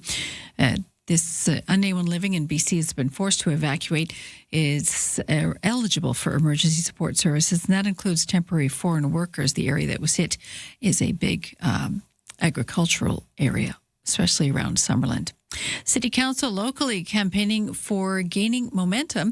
CFAX 1070's Koch Cudden explains. Victoria residents will see a new political party name on the ballot for the upcoming 2026 Victoria City Council and School Board trustee elections. The new municipal political party, Victoria for All, is entering 3 candidates. For City Council, Susan Kim will go for re-election, while first-time council candidate CRD Director Peter Rose Gibbs is also running, and Maya Beach is seeking a seat as a school board trustee. The candidates are campaigning on hot topics including renter protections, affordable housing, expanding mental health care services and climate action. Housing has long been one of the most contentious issues in the city as young workers struggle to find affordable accommodation, while new bills have come up against planning issues including height restrictions. Victoria for All candidates join more than 100 others across 13 municipalities vying for seats on boards and councils over the next 2 months. Meanwhile, a newly formed platform called Livable CRD, a coalition of groups, is looking to filter the noise for voters ahead of voting. The organisation is conducting a survey which will gather candidates' thoughts on big issues while tracking candidates and their platforms. This year's municipal elections will take place on October 17th, with advance voting in the weeks leading up to Election Day. Koch Cadden, CFAX 1070 News. Canada's top trade negotiators stuck around Washington for the weekend as the new U.S. tariff threat looms on Wednesday. Canada-U.S. Trade Minister Dominic LeBlanc and Chief Negotiator Jenna Charette met virtually with the U.S. Trade Representative for an hour on Sunday. An evening statement from an aide from LeBlanc said the meeting was constructive, and the talks continue. Talks have intensified in recent weeks since U.S. President Donald Trump signed an executive order to impose 50% tariffs this Wednesday that would apply to a variety of goods from cement to hockey sticks. The Americans said the new levies were a response to provincial bans on U.S. liquor, the supply-managed dairy system, and quotas on some U.S. vehicles. The meeting took place virtually because Sunday was Greer's birthday. And that is your news to 7:36.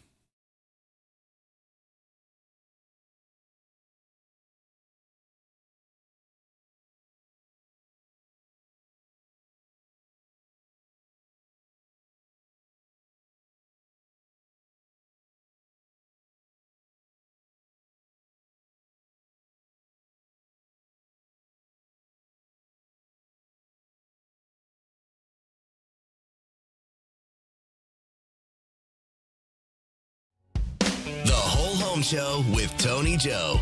Everyone wants to know about real estate. Is the market going up or down? Time to buy or sell?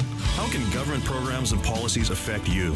Hear from local experts on topics like appraisal, inspection, investment, and others on how to maximize your real estate sale.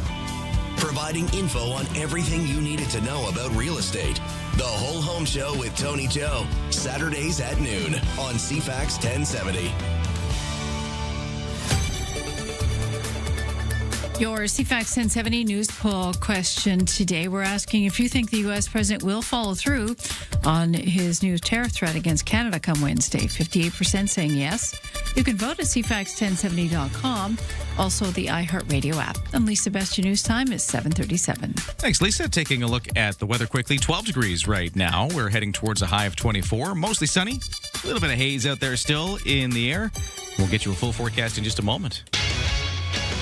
In sports, lots of Shamrocks lacrosse to talk about with two different teams doing interesting things. The Victoria Shamrocks main senior team continue their WLA final tonight. Game 2 is over on the mainland at the Coquitlam Sports Centre. The Shamrocks opened the series with a dramatic 7-6 win over the Coquitlam Adnacks back on Saturday night with a 1-0 lead now going into tonight's game. The Victoria Junior A Shamrocks, meanwhile, opened up their 2026 Minto Cup tournament yesterday. This is being hosted by Calgary.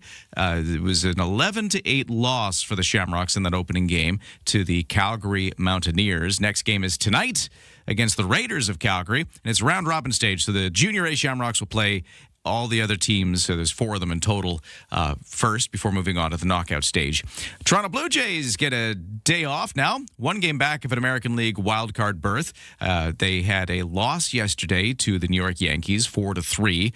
It took 10 innings to do that. And the Jays will open up a 3-game series on tomorrow against the Tampa Bay Rays. And the visiting Seattle Mariners nabbed a 3-2 win over the Houston Astros.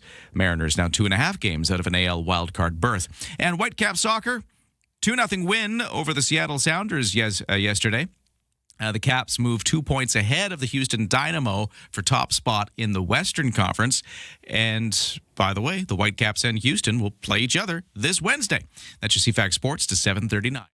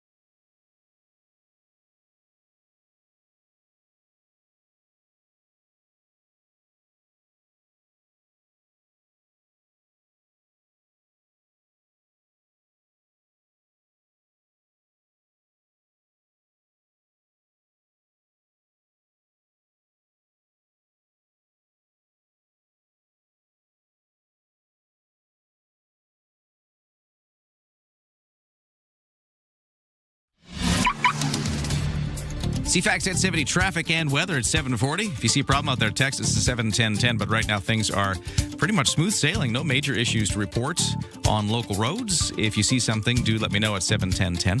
For BC Ferries, no sailing waits right now. The 8 o'clock sailing, though, is a possible sailing wait at 92% full, but still some vehicle deck space left as we get towards the top of the hour. For the weather forecast, looking at mostly sunny skies right through this week. The odd bit of cloud here and there, maybe a bit of haze here and there, but mostly just a sunny week ahead of us with temperatures around about the mid-20s. We will see clouds coming in for the weekend. At the moment, no precipitation mentioned, but we'll watch and see how that shapes up. For the temperatures right through the week, I was mentioning today is the mid-20s, a little humidity in the air. That's kind of the story right through the week as well, with overnight lows going down anywhere between 12 and 14 degrees. Right now it is about 12 degrees as the official temperature at the airport. But if we look around the region, it's starting to warm up in some places like downtown Victoria, where it's 14 right now. On the markets, S&P TSX in Toronto dropping a few points to start the day. Now, after dropping a few points to start the day, it's now turned it around. It's up 46 to 36,776. The Dow in New York is down still, 141 to 53,591. And the Canadian dollar at 72.2 cents U.S., which is up a little bit from the close on Friday. Don't attempt your morning commute without us. Ryan and Lisa, mornings on CFAX 1070. Well, we're still talking spiders as our listeners are giving us wonderful advice on how to deal with them. If you're not a big fan of them in the house, we've got everything from the chestnuts with a hole drilled into them, all the way to, peppermint oil in water sprayed on your doors and windows. This texter at 71010 says, chestnuts didn't work for me either, but I have heard you have to crack them. Apparently, it's the smell from inside the chestnuts that deters the spiders. Good luck. Thumbs up, says the texter. And this texter suggesting camphor oil and peppermint oil mixed and then sprayed will repel rats and mice, let alone spiders. Really? That's a big one. Okay. Lots of things there. And then this texter at 71010 has a whole story. Okay. Good morning, Ryan and Lisa. I am okay with the spiders in my house. My kids, many years ago, fed one they named Henry for months. It would emerge from the crack in the baseboard to welcome the fruit fly or the mosquito that they'd bring him, until one day it didn't and we assumed he died. It's a favorite childhood memory they share. And now, but Henry. Henry. It's better when you name them. It is. A little less scary if they're named. Now, you had mentioned, what about the deer? Is there something you can spray for the deer? Yeah. This same texter goes on to answer your very question, Lisa. Okay. Are you ready for it? Of course. As for the deer, I hang the dog's fur or human hair after a haircut stuffed into an old slinky that hangs like a wreath on the tree. It helps to keep the deer at bay, and the birds and squirrels take it to line their nests. You can also sprinkle some of it in and around the garden. So they don't like... Something with the scent of you on it. Is it the smell? Yeah, I guess it must be the smell of dog or human they don't like. Interesting. It is. That's all from Kathleen in Saanich. Thank you so much for the spider story and the deer tip. This is great. We've got so many great suggestions about how to deal with not just spiders, but now deer. Yeah, we want them around, but we just don't want them that close. Exactly. Another texter at 71010. Kind of what I was saying about how I like I like them around myself if it wasn't for me trying to get rid of them from somebody else in my house. Texter says, spiders reduce mosquitoes, gnats, and many other pesky invaders. I always move them outside unharmed and apologize if I damage their works of art with my clumsy, unaware humanness. We're a lot larger. Yeah. I do opt for moving it outside as well. We had some great tips earlier about if you are the person who likes to move them outside, a coaster works as that thing to go under the cup. That's another good tip from today. Ryan's life hack. I know. Instead of use the coaster. I grab a magazine or some paper, but it's flimsy, right? You don't have that perfect. You don't want to be touching seal. the beast. You Nope. don't want the spider finding a crack in your cup and magazine contraption. Coaster. Danger. Coaster. 7:45. It's time for the news. Well, what's going on in the world? Here's Lisa. Let's talk fires. It's expected to be a long road to recovery for many of thousands of residents forced out of the Okanagan area by the wildfires this month. Mike Stoller is a local winemaker.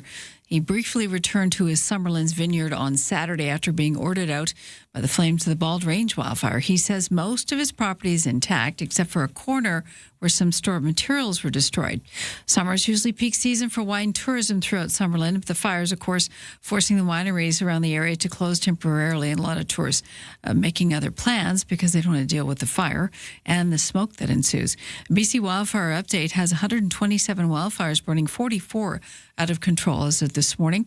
There's been 9 new starts in the last 24 hours. Here on Vancouver Island, we've had seen a definite jump in the amount of fire activity. 15 fires now burning, including 3 considered out of control. They are all up island in wilderness areas, not affecting any structures or communities. Actress Hayden Panettiere has died at the age of 36. Police in Greenville, South Carolina, says she was found unresponsive at an apartment complex yesterday. They said there was no signs of foul play. An autopsy will be performed.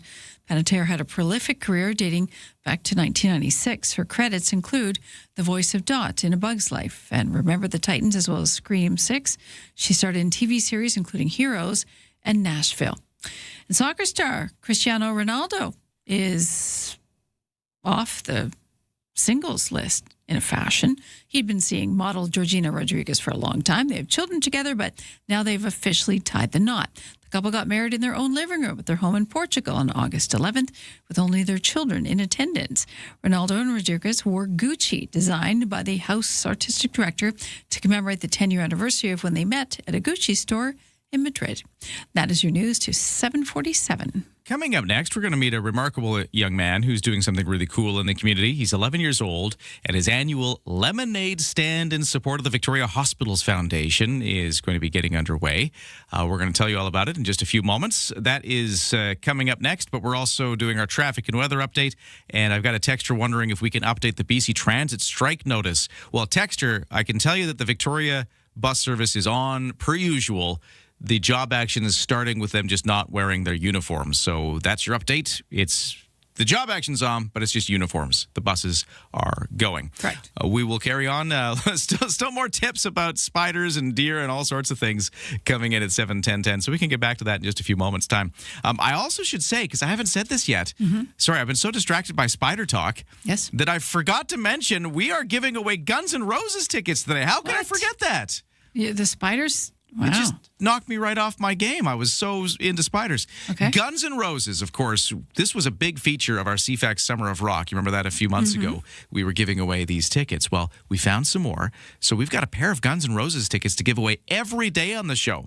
Now, unlike the Summer of Rock, we don't have the accommodation and the helicopter ride this time. But that's why we got 5 of them we can give away every day. There's no qualifying. You just win them. But you got to do something for us, Lisa. You need to sing like Axl Rose. Oh, don't make me do it. Have someone else do it. And there's no wrong answer. Just sing a little bit of a Guns N' Roses song. It's got to be that high-pitched voice that he uses? Okay. Do your best Axl Rose. All right. Doesn't even have to be long. And you'll get your tickets. We're going to do it right after the 8 o'clock news, so stand by for that. I just wanted to give you a heads up that that's coming, because I totally forgot to mention it earlier. That's coming up in just a few moments. This summer, 3 of Vancouver Island's biggest voices are coming together to make a real difference. Get your tickets now for the Kids Count Mega Summer 50-50. Brought to you by 107.3 Virgin Radio, CFAX 1070, and CTV. In support of CFAX Santa's Anonymous all-new Kids Count program, supporting children beyond Christmas. The Mega Summer 50-50. Your chance to win big while giving back. Buy your tickets today at CFAX1070.com. Gaming event license 174660.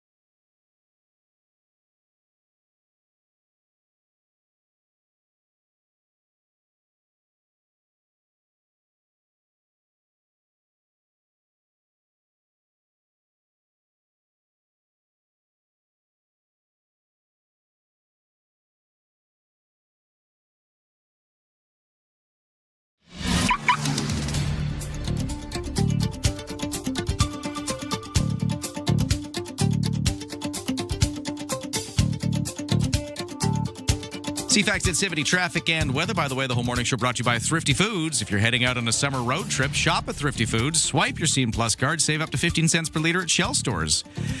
Okay, let's go over to the traffic and weather, where we have a fairly calm day on the roads. No major crashes or accidents at BC Ferries. It's been a busy one. It's 95% full at 8, although that sailing is about to go. And we're talking vehicle deck space. Of course, you can still walk on. The transit strike is not affecting service today. Buses are going per usual. It's just uniforms that the bus drivers will not be wearing. They've got one texter told us like a red and white uniform shirt that they're going to be wearing. In the weather forecast, it is a sunny, sometimes hazy day. Highs of 24 degrees, a little humidity in the air as well. And tonight, clear skies, lows down to 13. Right now in Victoria, it is between 12 and 14 degrees, depending on where you are. Thanks for starting your day with us. Ryan and Lisa, mornings on CFAX 1070. It's a lemonade stand for a very good reason. A local 11-year-old, again, hosting his annual lemonade stand in support of the Victoria Hospitals Foundation, a tradition that began after his father died suddenly from a brain aneurysm back in 2022. This year, Anders Yee will host his stand on Shelburne Street, but you'll find it just kind of around the corner on Kenmore, we hear, from 1 in the afternoon today until 4 p.m. And he's joining us now along with his mom, Susanna. Hello to both of you. Hello. Hi. Hi, guys. I'm so excited to talk to you. This is such a neat thing you do with a bit of a sad start, but it has led to such an amazing thing. I don't know who wants to answer this question. How much money have you raised over the years because of this? I believe it's around $7,500 to date. From a lemonade stand. That's amazing. Well, Anders has done craft fairs like Kitivate and the Saanich Christmas Youth Fair. So he's done other craft fairs, but has donated a percentage to it as well. Yeah. Wow. Okay, so all that fundraising has really paid off for the Victoria Hospitals Foundation. What is it going to look like today? Let's start there. Give people the sense of where they can go. If they want to go get lemonade for a cause, where can they go today? They can go to my lemonade stand. And Anders, where will we find that lemonade stand? Talk us through how to get there. So it will be on 4303 Shelburne Street, off the driveway of Kenmore, and there will be like a big tent, and we will also have like a banner saying like Anders Lemonade and more. Amazing. So look for that starting at 1 o'clock? Yeah. Can you tell me, or Mom, whoever wants to answer this, talk about where this came from? I know it had a bit of a sad start, but talk about the beginning of this tradition. So it was actually Anders and his friend was pestering me for a little bit to sell lemonade. So spring break of March 2023, I said, sure, you guys can, set up a little stand, which they did, and they raised about, I can't remember now, around $30. And we wanted to donate it in memory of his father, and we were trying to look for something, and then we ended up at the Victoria Hospitals Foundation. So what had happened today is actually 4 years today. My husband, Anders' dad, Kevin, passed away suddenly of a brain aneurysm. So it's kind of a bittersweet day today because it actually falls on the anniversary of his passing. So we got connected through that small little lemonade stand. Anders wanted to do something to remember his dad during the week of his passing. So with the Victoria Hospitals Foundation, they had been so supportive of us and getting the news out there. And I believe the first annual stand, Anders actually raised about $3,000 at that first stand. Wow. And it's just grown over the years. So you sort of answered the next question I have, but it's taken on a life of its own here. Yes. So how many people did you have pop by last year, for example?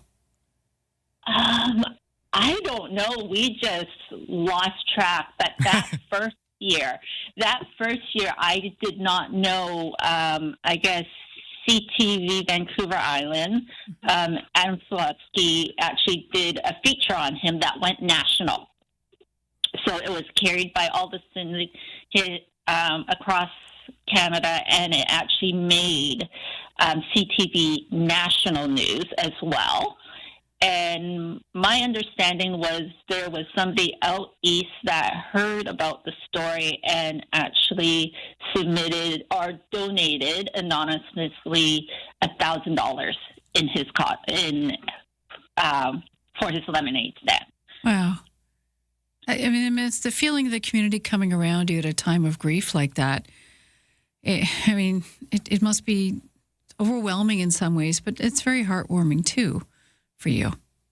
Yes, it is, because there was an article that was ran this weekend, and I guess the individual is away and reached out, and said she couldn't be here and actually forwarded on a $100 donation already. So we've actually started.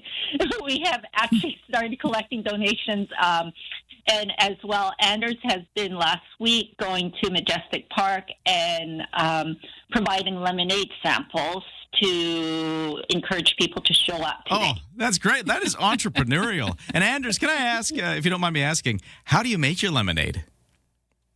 So it's all homemade from scratch. So what we do is we first peel the lemons and cut them, and we have a juicer that we can use to juice those them. And then my mom makes a like syrup almost, and then she mixes the lemon juice with the syrup, so like you get like that balanced sweet lemonade. Homemade lemonade, and it's going to be coming at you in the Gordon Head neighborhood today from 1 till 4. And again, it's 4303 Shelburne Street, but the driveway's just off Kenmore, so that's where you'll find it. Although I guess sounds like you can't miss it. There's going to be a big old tent there, banners. It'll be a big to-do in Gordon Head. You sure you got enough? Yeah. You got. We also have homemade ice cream. Oh, even better. I forgot about that. Oh, that's good. If you're not into the lemonade, you got the ice cream. Somebody's going to find something they like there. Anders and Susanna, good luck with this. What a wonderful thing you do, all in support of the Victoria Hospitals Foundation. Good luck today. Thank you very much. You're welcome. All right. Well, I wish them luck. That's going to be a lot of fun if you're in the Gordon Head neighborhood. Do check it out. That's cool. It's neat that it's becoming a bit of a tradition, too. Maybe you've seen this before, as they're a few years into this. We'll take a break. We've got the 8 o'clock news coming up, and then we'll give away those Guns N' Roses tickets.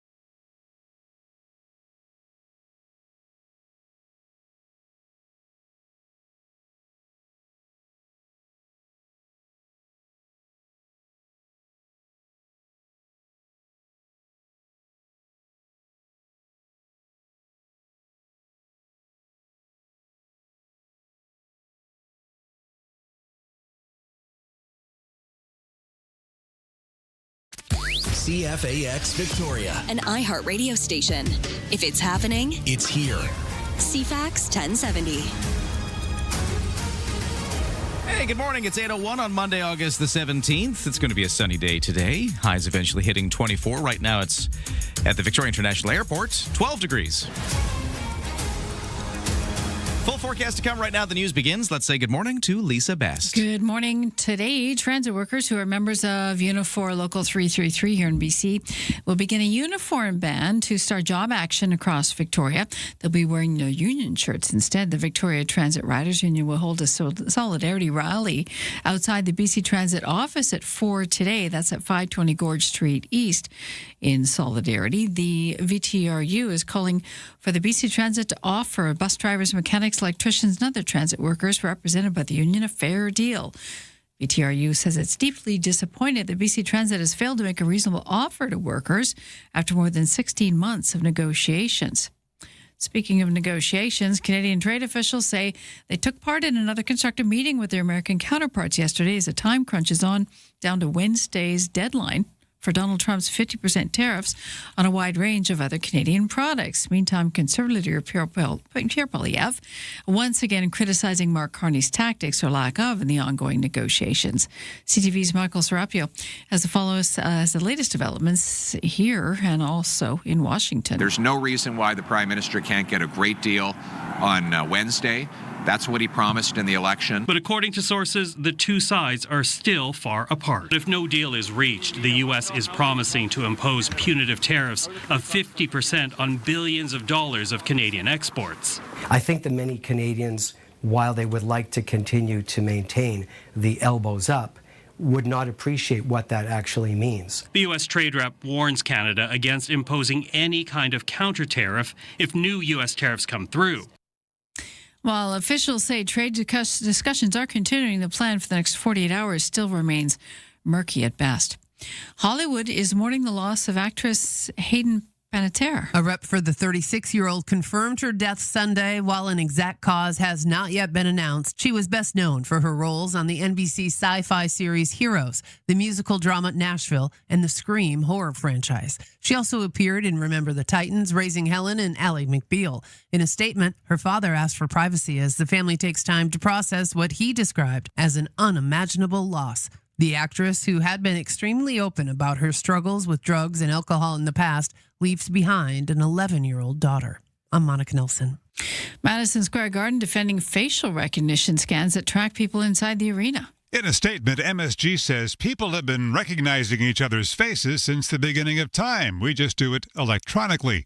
It was turned off for Taylor Swift's wedding, notes Michelle Dahl with the Surveillance Technology Oversight Project. Clearly, this technology is not actually that necessary for security. New York City Council member Shahana Hanif says MSG tracked a trans woman minute by minute around the arena because they didn't want her on the Jumbotron. Wayne Cabot, ABC News. And some new research shows having a positive relationship with a dog can really help teens deal better with social stress. It's long been known that pet ownership can be beneficial for children, and researchers at Tufts University in Boston say it can be an especially positive experience for adolescents struggling with social anxiety. Investigators analyzed survey data from more than 500 American kids ages 13 to 17 with high levels of social anxiety and found that companionship with a dog and caring for a dog's needs are associated with more adaptive coping skills. It's an encouraging finding and something doctors say warrants further study. Sherry Preston, ABC News. That's your CFAX News to 8:05.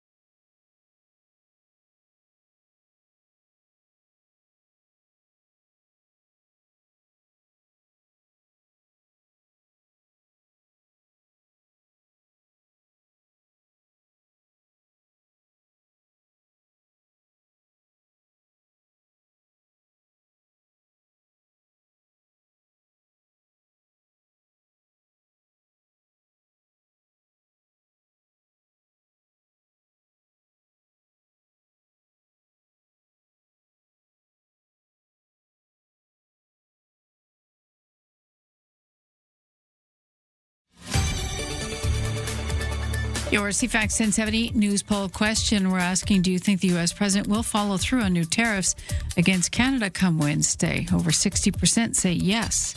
You can vote at CFAX1070.com, also the iHeartRadio app. And Lisa Best, your news time is 8:06. Thank you, Lisa. It's going to be a sunny day. Highs at 24 right now, 12 degrees. Stand by. We're going to give away Guns N' Roses tickets. Yeah, they're coming to Vancouver. We did give away tickets earlier in the lead up to this, but we found some more. So we're prepared to give away every day today if you sing like Axl Rose for us. And don't worry. You don't have to do... Yeah? Just don't strain your vocal cords for this. We're not going to be, like, grading it as long as you try. Well, make it happen. It's coming up in just a moment. In CFAX 1070 Sports, let's take a look here. We've got the Shamrocks, both, the senior Shamrocks and the junior A Shamrocks doing cool things. So for the Victoria Senior Shamrocks, the WLA Final Series continues tonight. Game 2 was in Coquitlam. Shamrocks opened the series with a dramatic 7-6 win over the Adnacks on Saturday night, so they got the 1-0 lead heading into this Game 2 tonight. And then the junior A Shamrocks opened up the 2026 Minto Cup tournament yesterday afternoon with a 11-8 loss to the Calgary Mountaineers. Next game is tonight against the Raiders of Calgary. All these games are being hosted by Calgary, by the way, the city, as the round-robin stage of the tournament continues. For the Vancouver Whitecaps, you had Rayon Illumi and Thomas Mueller all scoring in the second half to keep the Vancouver Whitecaps into the winning ways. They defeated the Seattle Sounders 2-0, and the Caps moved 2 points ahead of the Houston Dynamo for top spot in the Western Conference, and they're going to host that Texas squad on Wednesday. In the world of baseball, visiting Seattle Mariners, nabbing a 3-2 win over the Houston Astros. The Mariners are 2.5 games out of the AL wildcard berth still. Toronto Blue Jays have a day off today after a 4-3 10-inning loss to the Yankees. That is your CFAX 1070 Sports. It's 8:08. All right, we're going to open up the phone lines in a second, 250-386-1161. We're going to do it just like last week with the Spamalot tickets. I'm just going to take a random caller, and we're going to see if you're willing to sing a Guns N' Roses song. It's Guns N' Roses karaoke for your tickets today. Stand by.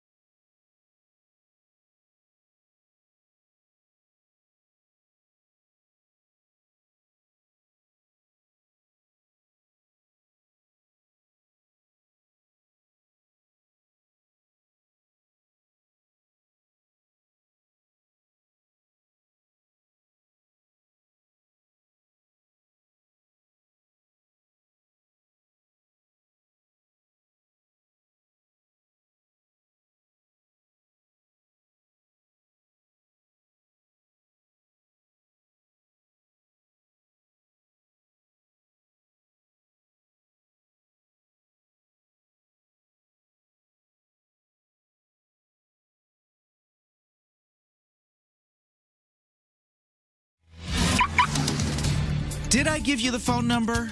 If I didn't, it's 250-386-1161. 250-386-1161. How rude if I ask you to call me and then I don't tell you the phone number. There you go. 250-386-1161. Okay, on the traffic and weather front, we are looking at a very clear day for the commute. A little slow through the construction zone on the Trans-Canada Highway where they're widening the bus lanes there, but otherwise we're looking very good. BC Ferries, the 9 o'clock is now next. It is 85% full, but no sailing waits as of now from Sports Bay to Swanson. And in the weather forecast, the whole week looks kind of the same. It's going to be mainly sunny, the odd bit of cloud or haze possible, the odd bit of wind off the Juan de Fuca Strait likely. Temperatures in the mid-20s as a high, lows going down anywhere between 12 and 14 degrees. And that's right through the week. We're just kind of staying stable. It does cloud over at the end of the week, though, and by Saturday, Sunday, we could be into some overcast skies. No mention of rain as of yet, but we'll keep our ears out for what the forecasters revise as we get closer to this weekend. Right now, it is officially at the Victoria International Airport, 13 degrees. On the markets, S&P TSX up 61 to 36,792.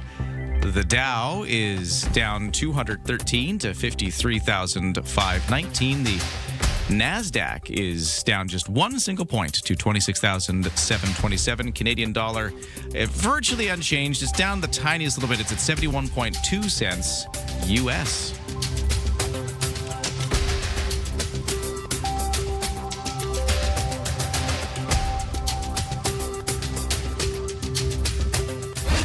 In the kitchen, in the car, and at the office.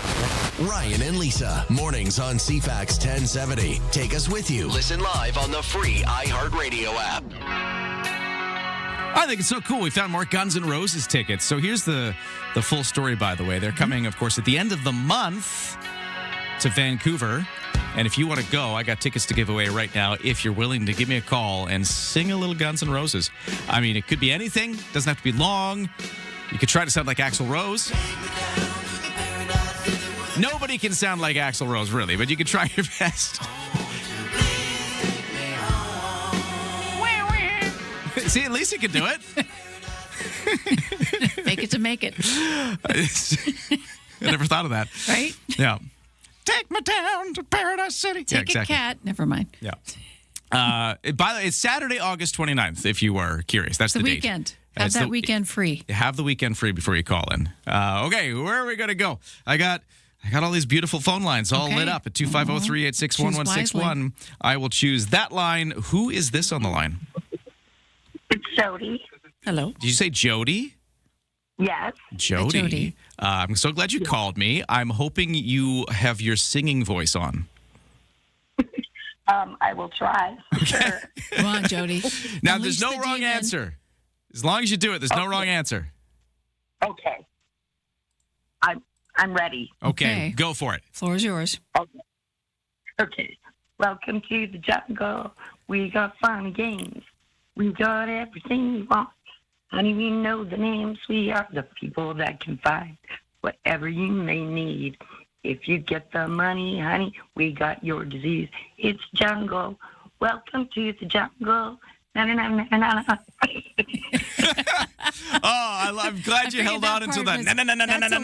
And to your knees, please. Yeah. Oh, look at that. Oh, congratulations, Jody. You've got some tickets to go see Guns N' Roses coming to BC Place Stadium in Vancouver Saturday, August 29th. What do you think? Didn't have to do that part. Yeah. Great. Yeah, at least I didn't make you play the guitar. Who are you taking with you? I will take a very, very good friend of mine. Excellent. Jody, congratulations. I'm so happy to send you. Are you a big fan, by the way? I am, yes. Well, you had all the words down, so you must be. Yeah. I know a few songs of theirs. Yeah, excellent. Well, you can sing along from BC Place Stadium coming up at the end of the month. Hang on the line.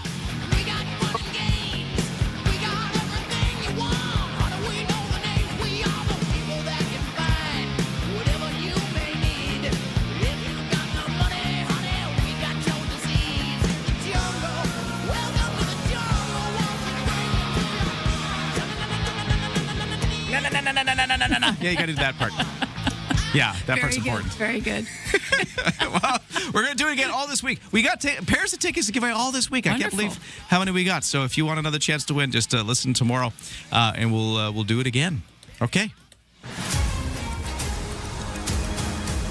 Real quick, Lisa, we're doing the news, but I do want to give a quick little traffic shout out here because the texter's letting me know that tow trucks are removing a broken down vehicle on the Pat Bay Highway southbound, just south of Island View. It's not causing much of a backup, but the right lane is closed there at the moment. And that's from Jeremy. Thank you much for that tip, Jeremy. Now to the rest of the headlines. Take it away, Lisa. Thank you. Today, transit workers, since we're talking about the road, members of the local Unifor, Local 333, they'll begin a uniform ban to start job action in the Victoria area. You won't see them in their normal transit uniform.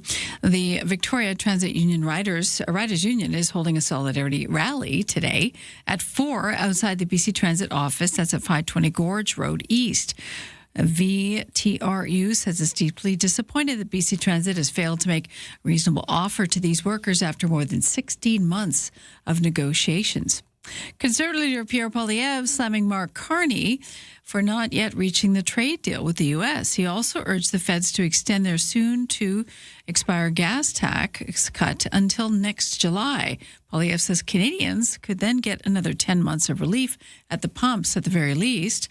The cuts was first put into effect to bring the price down by 10 cents to combat the efforts of the U.S. war in Iran. Tropical storm Lala has lost some steam as it moves westward away from the main Hawaiian Islands. After leaving a trail of destruction, though, at least one person has died after the storm blew through, bringing torrential rain, widespread flooding, and mudslides to the Big Island of Hawaii. A skin expert is weighing in on how to better protect yourself properly from the sun. We're halfway through summer, but here we are. Dr. Megan Skiba from the Arizona University and Skin Cancer Institute recommends sunscreens at a broad spectrum and at least a 30 rating. She says you should still apply even if it's cloudy and when you're driving in a vehicle and when you're in front of a window because it's possible to get burnt in those situations. She says one of the biggest myths we have on social media right now is that blending up fruits and vegetables will result in eternal sunscreen. I don't know where that came from, but something apparently that's trending on social media right now. And no, that doesn't work. And Canadian singer-songwriter Jan Arden has officially been hitched. The Canadian-based artist shared a photo on social media of her and Icelandic author and activist Thordis Elva dressed in a white wedding attire. The post reads, "Wife and wife," and includes Saturday's date. Comments were left by several Canadian personalities with their own photos and posts about being there. The 64-year-old recently started dating her bride and previously featured on Arden's podcast discussing her path of healing following sexual assault. The couple plans to honeymoon in Scotland this coming fall. And that is your news to 8:17. Congratulations again to Jody for winning our first pair of Guns N' Roses tickets.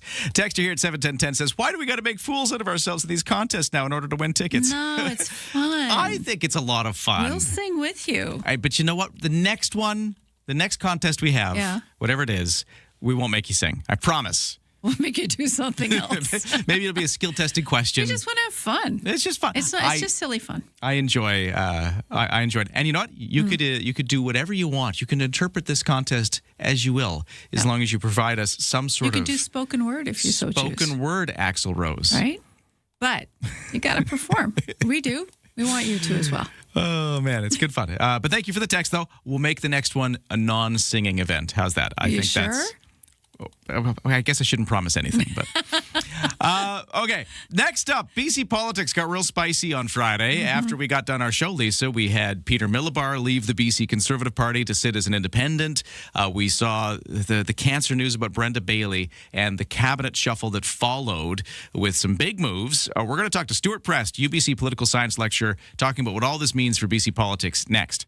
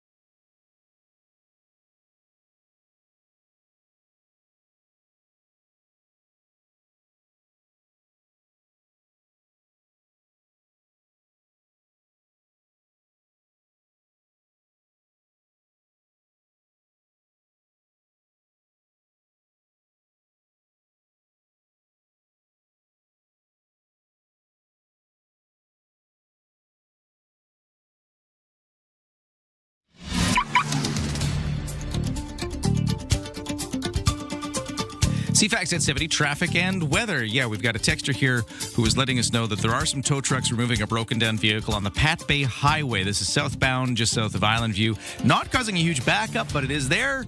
It's in the way, so just be careful of that as you head down the Pat Bay Highway southbound. Otherwise, the roads are looking fairly clear. And thank you so much to that texter and anybody who texts us at 71010 with traffic tips. We love it.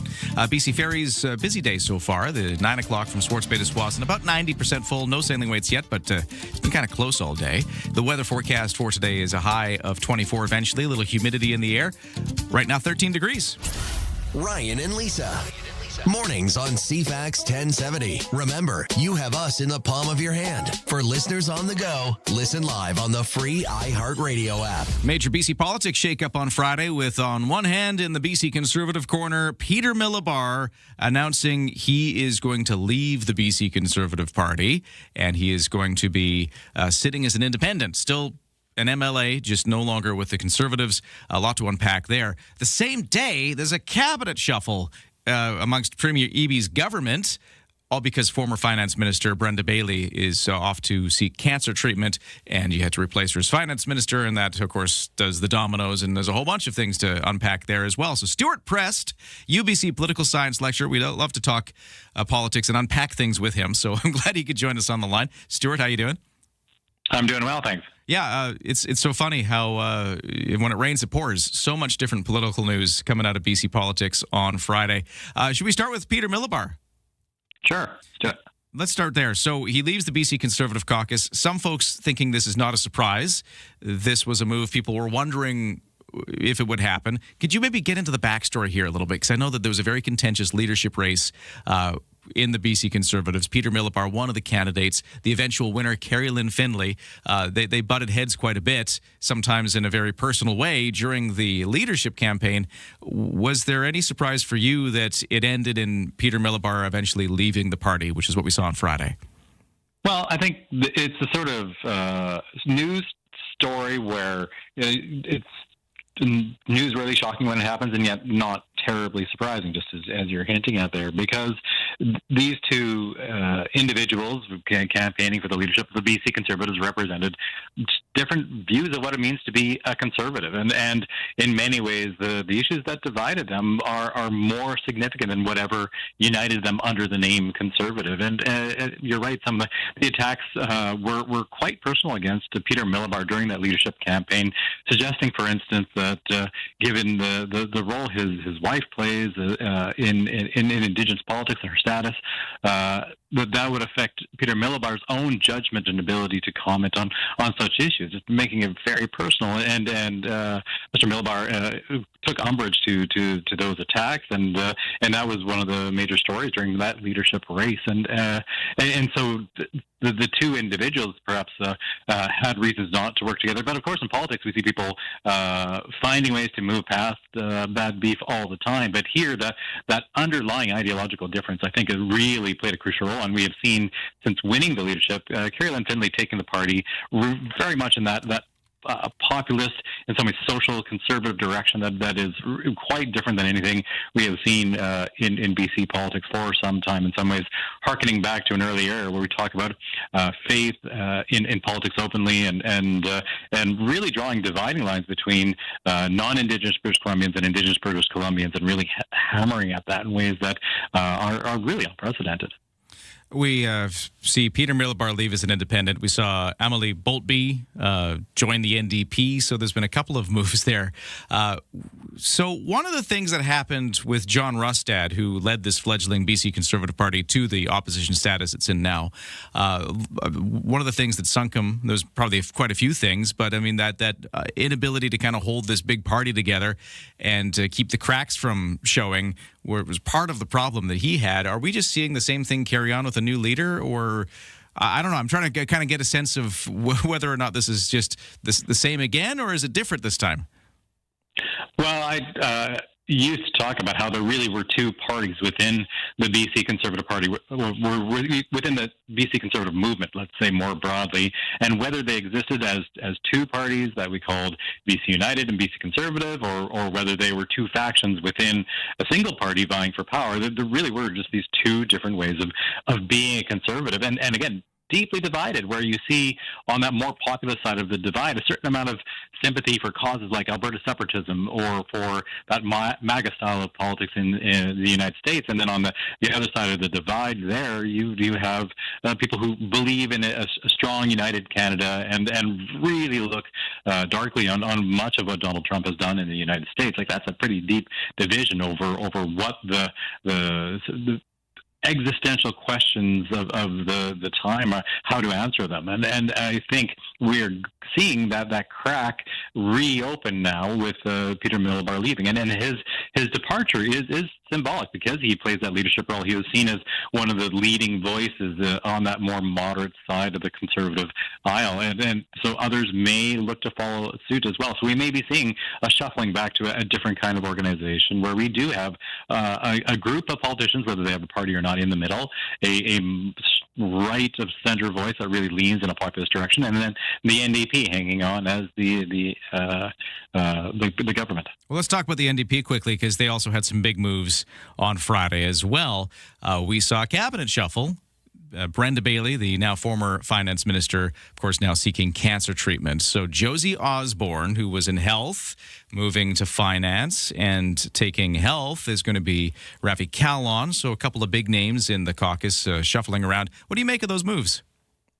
Well, I think the first thing to say, of course, is that it sounds like the prognosis is good for Ms. Bailey, and so that's a positive, although cancer diagnosis is always scary. I think the fact that she is still remaining at the cabinet table and will be taking a leave of absence, and Adrian Dix, another veteran of cabinets of the NDP, will be filling in for her in the jobs portfolio. But that's a good sign. But I really do think this is, if you like, a kind of shuffling of the inner cabinet of the NDP, where you have a large table with a lot of different responsibilities, but then there are inevitably in any government a small handful of people that the premier really comes to lean on and trust. And so these are three names in that group. And so Josie Osborne, who is now in the finance role, really has risen up through the ranks during her time in government. And this is her chance to really shape the direction of the province.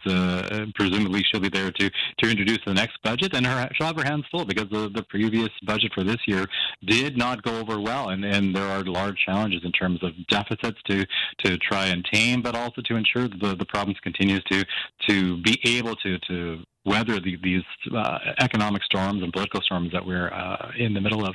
Yeah, I don't know which of those portfolios is the trickier challenge here in 2026 in BC politics. Is it health and all of the challenges in healthcare and the cracks in that system, or is it dealing with these big deficits and the debt in the BC budget? I don't know which one's the bigger challenge, but she's moving from one to the other. That's Josie Osborne. It's part of that cabinet shuffle.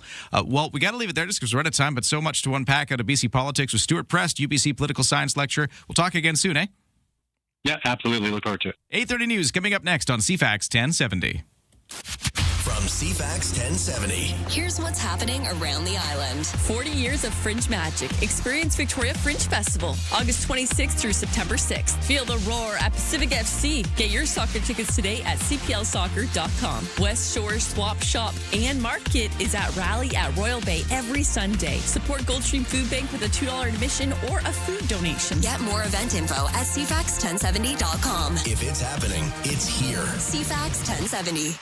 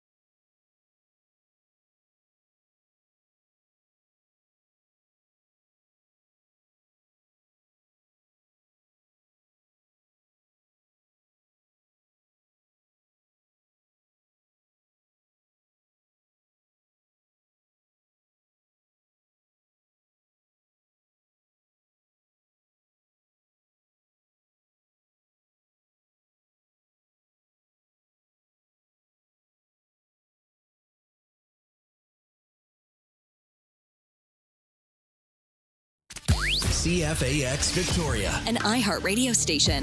If it's happening, It's here. CFAX 1070.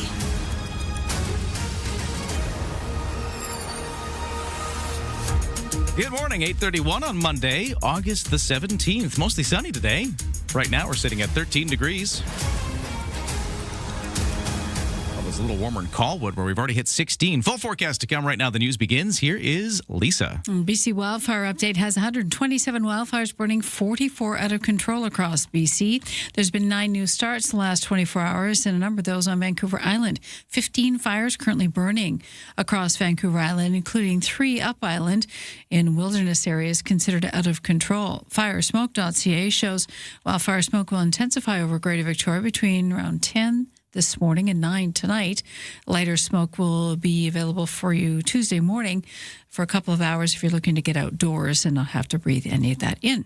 Victoria residents will see a new political name, a party name, on the ballot of the upcoming Victoria City Council and School District 61 School Board Trustees elections. Victoria for All is entering 3 candidates. Candidates are campaigning on hot topics including renter protection, affordable housing, expanding mental health care services, and climate action. This year's municipal election happens October 17th, with advanced voting in the weeks leading up to Election Day. Today, transit workers who are members of Unifor Local 333 will begin that uniform ban, a start of job action here in Victoria, but the bus will still be picking you up and dropping you off.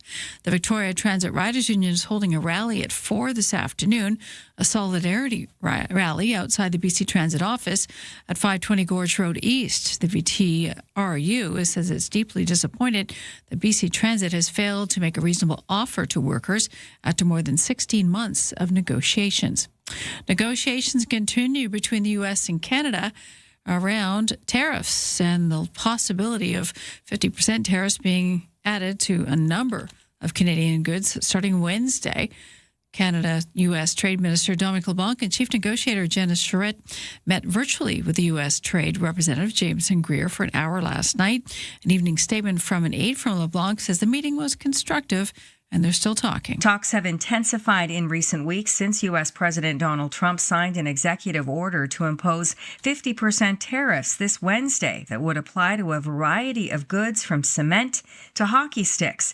The Americans said the new levies were a response to provincial bans on U.S. liquor, the supply-managed dairy system, and quotas on some U.S. vehicles.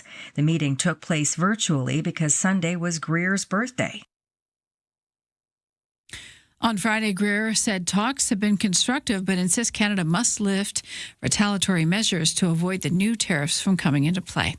It's been 60 days since the U.S. and Iran signed that memorandum of understanding that was billed as the first step to wind down the war in Iran. Of course, we haven't seen that happen. No progress made. Both sides trading attacks and barbs from the other in recent weeks. The U.S. president also issuing a fresh threat on the Gulf nation of Oman as Oman and Iran discuss plans to patrol the Strait of Hormuz. Iran has said today that they are getting close to a final agreement where those two countries would figure out a way to manage the Strait of Hormuz. The administration, of course, has maintained that this can be under control of no country, despite the president in recent days saying the United States controls it and even suggesting that he would try to make it a U.S. territory. He did not, of course, explain how he would do that, and Iran pushed back very strongly, saying this is in Iranian hands.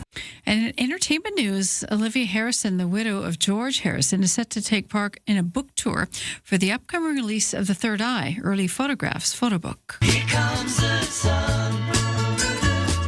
Here comes the sun. I say it's all right. The tour includes 2 stops, one in New York on October the 6th and the second in Los Angeles, October the 11th. Tickets for both shows are available now. The Third Eye, Early Photographs, is being described as the first ever collection of George Harrison's personal photos taken between 1963 and 1970. It'll be out October the 6th. I'm Mark Mayfield. That's your news to 8:35.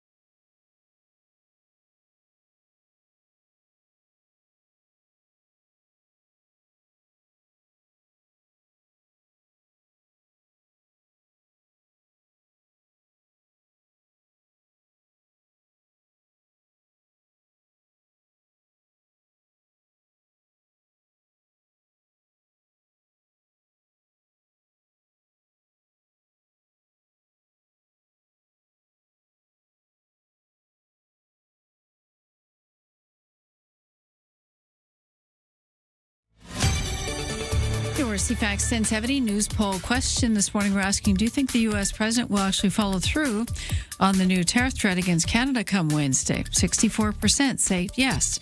You can vote now at CFAX1070.com, Twitter X, also the iHeartRadio app. And Lisa, best your news time is 8:37. Thank you, Lisa. What is it? It's 13 degrees. And it's going to be 24 eventually as a high, maybe feeling a bit warmer in the humidity. That's what you expect today, and I'll get you the full forecast for the week in just a moment.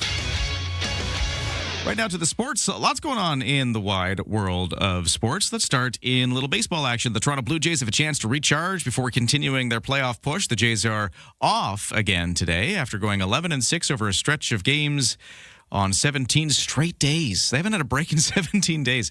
The successful run put the Jays in the mix for the American League wildcard spot entering the second half of August. And by the way, they played yesterday against New York, and it was a loss. 4-3 in 10 innings for the Jays just before this day off. Seattle Mariners also in action yesterday. They got a 3-2 win over the Houston Astros. Mariners 2.5 games out of an AL wildcard berth. In lacrosse, Victoria Shamrocks continuing the WLA final series tonight with 2 games. Or I should say with Game 2 coming up tonight at the Coquitlam Sports Centre. Shamrocks opened the series with Game 1 and a win, 7-6 on Saturday night over the Coquitlam Adanacs. So Game 2 tonight, Shamrocks leading 1-0. Now, switching over to the Junior A Shamrocks, because they're also going. They're at the Minto Cup.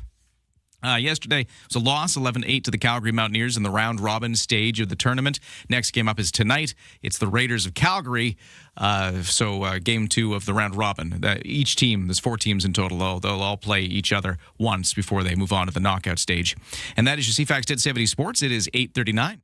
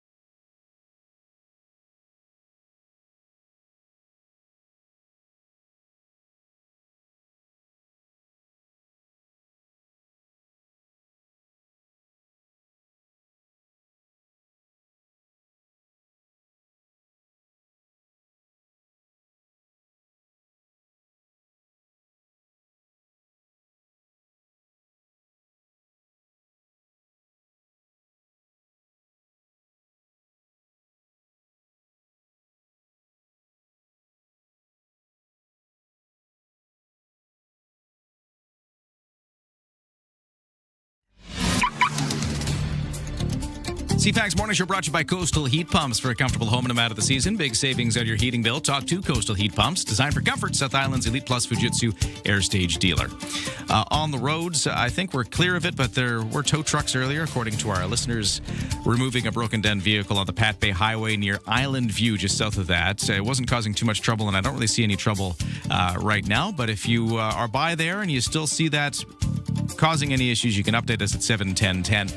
But while it was there, traffic was still getting around pretty okay. No other major blips on the commute this morning. BC Ferry's been busy. 9 o'clock sailing is full. From Sports Bay to Tsawwassen, your next available vessel with some vehicle deck space is the 10. And for the weather forecast, sunny today, maybe some haze at times. Highs of 24, a humidex of 28, so feeling a little warmer in the humidity. Clear skies tonight, lows to 13. Tomorrow, mix of sun and cloud. Highs of 23, humidex of 28, very similar to today. Wednesday and Thursday, kind of the same, with mostly sunny skies, temperatures in the mid-20s. Kind of Friday into the weekend, clouds are going to be forming a bit more so. We don't necessarily see rain yet in the forecast, but definitely getting more overcast for the weekend. Right now, temperatures are climbing in Greater Victoria. In Oak Bay, right now it's 13 degrees. In Shawnigan Lake, it is 16. On the markets, S&P TSX in Toronto starting the day up. We are up 35 points to 36,765. For the Dow, it is down by 169 to 53,562. The Canadian dollar is at 72.1 cents US, down just a tiny fraction from the previous close. Ryan and Lisa, mornings on CFAX 1070. Oversleepers, catch all the highlights on the latest audio podcast at CFAX1070.com and on the free iHeartRadio app. Hey, it's time to check in on the Kids Count Mega Summer 50/50. This is the 50/50 raffle radio station wide that we're doing for CFAX Santa's Anonymous and their Kids Count program, which is how they help kids in the Greater Victoria area beyond Christmas. And I'm happy to say it's up and over $22,000, Lisa. That's the jackpot. Did very well over the weekend. Huge weekend. So the specific number is $22,445. Winner takes half in the 50/50. The other half going, of course, to CFAX Santa's Anonymous, helping out our favorite charity here. You win, we win. It's such a big number. Well, it's getting there. I mean, I'm hoping for a lot more than that. I'd like to see double that. I just remember when we first launched this thing at the beginning of summer, every day it would be like, it's reached a few hundred. It was... We didn't know how it was going to go. It was the first time for it. Look at this. This is amazing. If you want to take part, here's how you do it. You go to CFAX1070.com. You'll see the big button, Kids Count Mega Summer 50/50. You click on that. You buy the tickets online right through there. You can buy a single ticket for $10, 5-pack for $25, 20-pack for $50. It's just like a 50/50 raffle. The baseball game. You buy more tickets, you get a bit of a deal on the tickets. But Same this one's thing. extended. This goes to the end of August. Yeah. So Friday, August 28th at 7 o'clock in the morning, right here on this radio show, we are going to do the draw and pick a winning number. But you got until then to buy the tickets. Thursday, the 27th of August at 5 p.m. is the cutoff time. We actually have to stop selling tickets then. 10 days from today. But that's if we even have any left. We could sell this thing out. There's a finite number of tickets. So I'm hoping we sell it out. I hope we sell every single ticket for this 50/50. Agreed. If you want to check it out, CFAX1070.com. Go there and we'll wish you luck. I can't take part though. That's why we wish you luck, because we can't play. Yeah. We play along vicariously at home with you. So if you win, we win. Hey, you can follow CFAX so many ways. Listen to us on your AM radio. Listen to us on the iHeartRadio app if you so choose. Or watch us on CTV Vancouver Island. We're just live on the TV there. On Crave, you can stream us. Or you can go to YouTube and stream the show on YouTube. And you can even go back and listen in hindsight. Maybe you missed all of our spider talk today. If you're just joining us, we had a wild ride for the first 2 hours of the show because the wolf spiders are starting to come out around Greater Victoria and they're starting to get into people's houses. They do this every year. This is nothing new, but we had a great conversation, people sharing their stories about the spiders, people talking about their tips. A lot of interesting kind of home remedy style tips for keeping the spiders out. I kind of want to try some of these. If you missed the conversation and you want to catch up on that and catch up on our listener tips that kind of just generated over the course of a couple of hours, that's one of the things you can do. Go back and listen to episodes of Ryan and Lisa in podcast form, either on YouTube or on any of your favorite podcast services. You got the Spotifys, you got Apple Podcast, anywhere you use. If you just type in Ryan and Lisa podcast, you can go back and listen to the episodes in your own time. So much spider news to go over today. Oh, lots of good recipes, too. Yeah, don't want you to miss it. 8:45, let's get to the headlines. What's going on, Lisa? StatsCan's latest recipe on the annual rate of inflation is out. That accelerated by 3% in the month of July as drivers once again paying more to fill up. Inflation has cooled to 2.8% in June as the U.S. and Iran worked towards that peace agreement, but then it didn't happen. That pushed global gas prices even higher. We are 60 days out from that memorandum of understanding between the U.S. and Iran, and nothing has occurred. StatsCan says consumers also paying more for airfares and travel tours last month due to jet fuel being more expensive and the FIFA World Cup driving up demand for U.S. destinations. Canadians found some relief for the grocery aisle as annual price hikes on food cooled sharply by 3.1% from 3.9%. But the pressure was easing on fresh vegetables and chicken products, but fresh fruit was the expensive one, rising faster than in June. Provincially, BC sat at 2.9%, up just slightly from 2.8%. For Victoria, city by city, 3.5%, which is a big jump from 2.9%. And Vancouver stayed steady at 3%. Facebook and Instagram's parent company facing a major legal fight this week in California. California, Colorado, Kentucky, and New Jersey accusing Meta of contributing to the youth mental health crisis by knowingly and deliberately getting children addicted to its platforms. It also claims Meta routinely collected data on kids under the age of 13 without parental consent, which is a violation of federal laws. Dozens of states filed the lawsuit 3 years ago, and the first trial is set to begin tomorrow, with the other 25 states expected to have trials later on.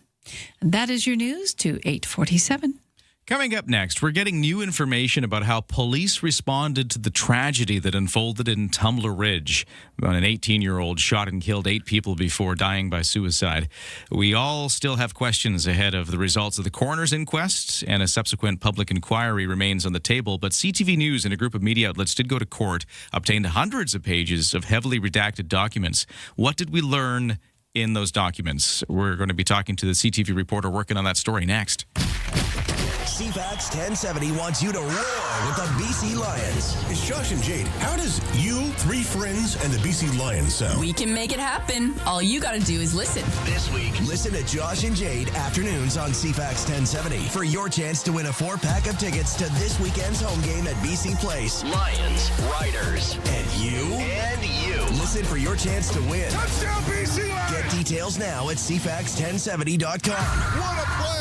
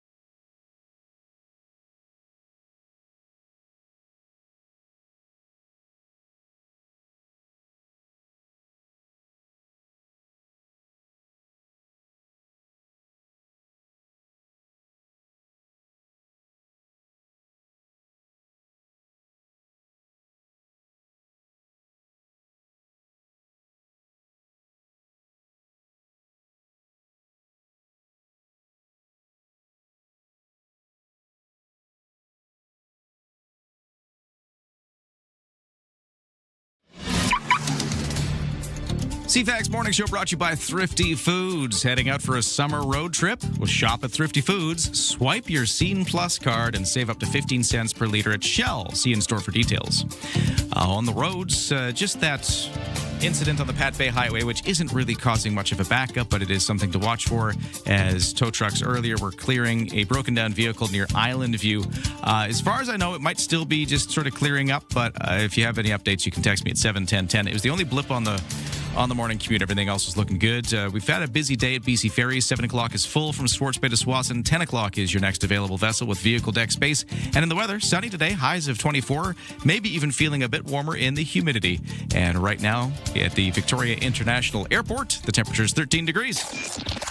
Ryan and Lisa are ready when you are. Good morning. Day or night, find the highlights under latest audio at CFAX1070.com and on the free iHeartRadio app.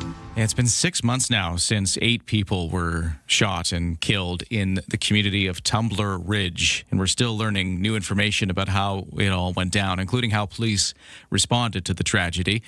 We've got new documents released to media, heavily redacted, but what have we learned from those documents? CTV's Martin McMahon is joining us to walk us through what they found. And thank you for joining us here. Hello. Yes, good morning, Ryan. Definitely these documents sort of peel back the onion a bit in terms of what happened on that tragic day in February and give us some insight into what police were dealing with, what the community was dealing with as the shooting unfolded. Now, let's start with what these documents are. Where do they come from and what do they cover?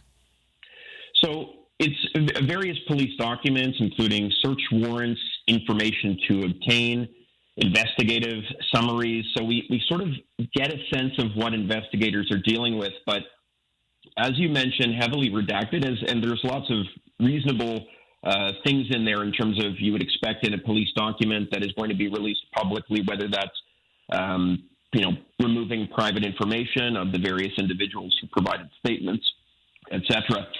But really what they tell us is what exactly unfolded in general terms. So we get a sense of just the chaos that was unfolding in Tumbler Ridge. Somebody called in a traffic call saying that an SUV had crashed into a snowbank and erratically driven away. And so you start to see something is a little off. And then a call comes in about 2 bodies found at the Van Rootselaar home. So Jesse Van Rootselaar, the shooter. And we later learned that was Van Rootselaar's mother and half-brother who were killed. So you start to see these documents paint a story of how things unfolded. Now, the times were removed on the documents that were eventually released to us, but they start to illustrate what police are dealing with. Then we hear about, as we read these documents, the details on the police response. So what they found as they entered the school, and I'm not going to get into all the grisly details, but in general terms, the police are shot at. So that was a new detail. We didn't know the full specifics of what they were dealing with when they went to the school.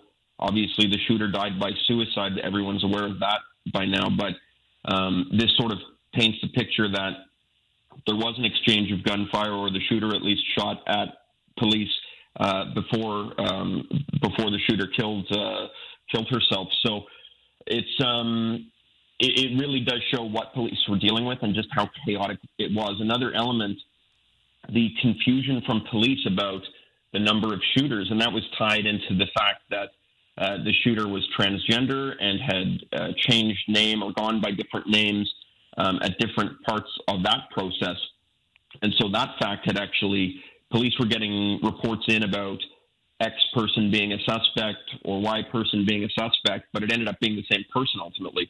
And so that added some confusion to the police response as well. So these documents don't tell the full story, but they start to give us some insight into just what police had to handle in a very dynamic and obviously tragic situation. Wow. And yeah, just the way you described that, trying to imagine being a first responder, whether you're taking emergency calls, whether you're the police trying to sort it out, that's a lot coming at you very fast. Yes. And as I mentioned, in terms of what the police were dealing with at the school, I mean, any sort of shooting where people are seriously injured or killed is a tragedy in and of itself. But I mean, from interviewing various first responders over the years, whenever it involves children, whenever it involves something happening at a school like this, it adds another layer of distress for everybody involved. And the shooter was obviously 18, a former student who had dropped out of the school essentially, or was no longer at the school. The victims, a number of them were students of the school, and obviously there were educators as well that were killed or traumatized by what happened here. So that adds another element, the fact that this all unfolded at a school. So, and we're learning other details in these documents that are disturbing in their own way, but will inform the investigation. For example, I assume that a lot of people would suspect that some of this shooting was captured by CCTV, just given the amount of recording that's done in schools and in various buildings these days, just for security reasons. But we do learn in these documents explicitly that the shooting was captured on CCTV, which is obviously will help investigators piece things together. But it's also sad, obviously, that record exists in its own way. Now, you mentioned that investigations into this still continue. There's a coroner's inquest. There's many other processes playing out. There's also the investigation into OpenAI and its role here. How does this fit into all of that? These documents we have here. I know this is just media obtaining some of these documents, but how does it fit into the bigger picture of all these different investigations that still need to play out? Yes. So one of the documents is actually a production order that was sent to OpenAI, the artificial intelligence company that you've mentioned there. People will be familiar with their app, ChatGPT. And so this production order asks for communication and subscriber information. This is related to Jesse Van Rutselaar, the shooter. And in those documents, another interesting insight is that the FBI contacted the RCMP after the shooting and alerted them to 2 accounts that were linked to Van Rutselaar. And then there's also some insight in there that I guess a police officer learned about details related to the OpenAI connection in a Wall Street Journal report, which, I mean, you always have this sense with investigators that they're all knowing, and certainly when we're talking about people's use of an app in a different country and online and all of the complications of that, you don't expect investigators to know everything right away. So I'm certainly not being critical of the police on that front, but it is interesting insight that the officers ultimately learned about part of this OpenAI component based on a Wall Street Journal report. Wow. Well, much more in this that you can find if you look for my guest, Martin McMahon's article. You can find it on CTV, find his work there. But thank you for talking us through some of what we've learned through these documents 6 months on after the Tumbler Ridge tragedy. Much appreciated. Thanks for having me on, Ryan. All right. Yeah. And CTV Vancouver Island, CTV Vancouver, all of these different websites. You can find the work through those. But we got to leave it there for today. Thanks for listening, everybody, and being here. We've got more Guns N' Roses tickets to give away tomorrow. Join us then.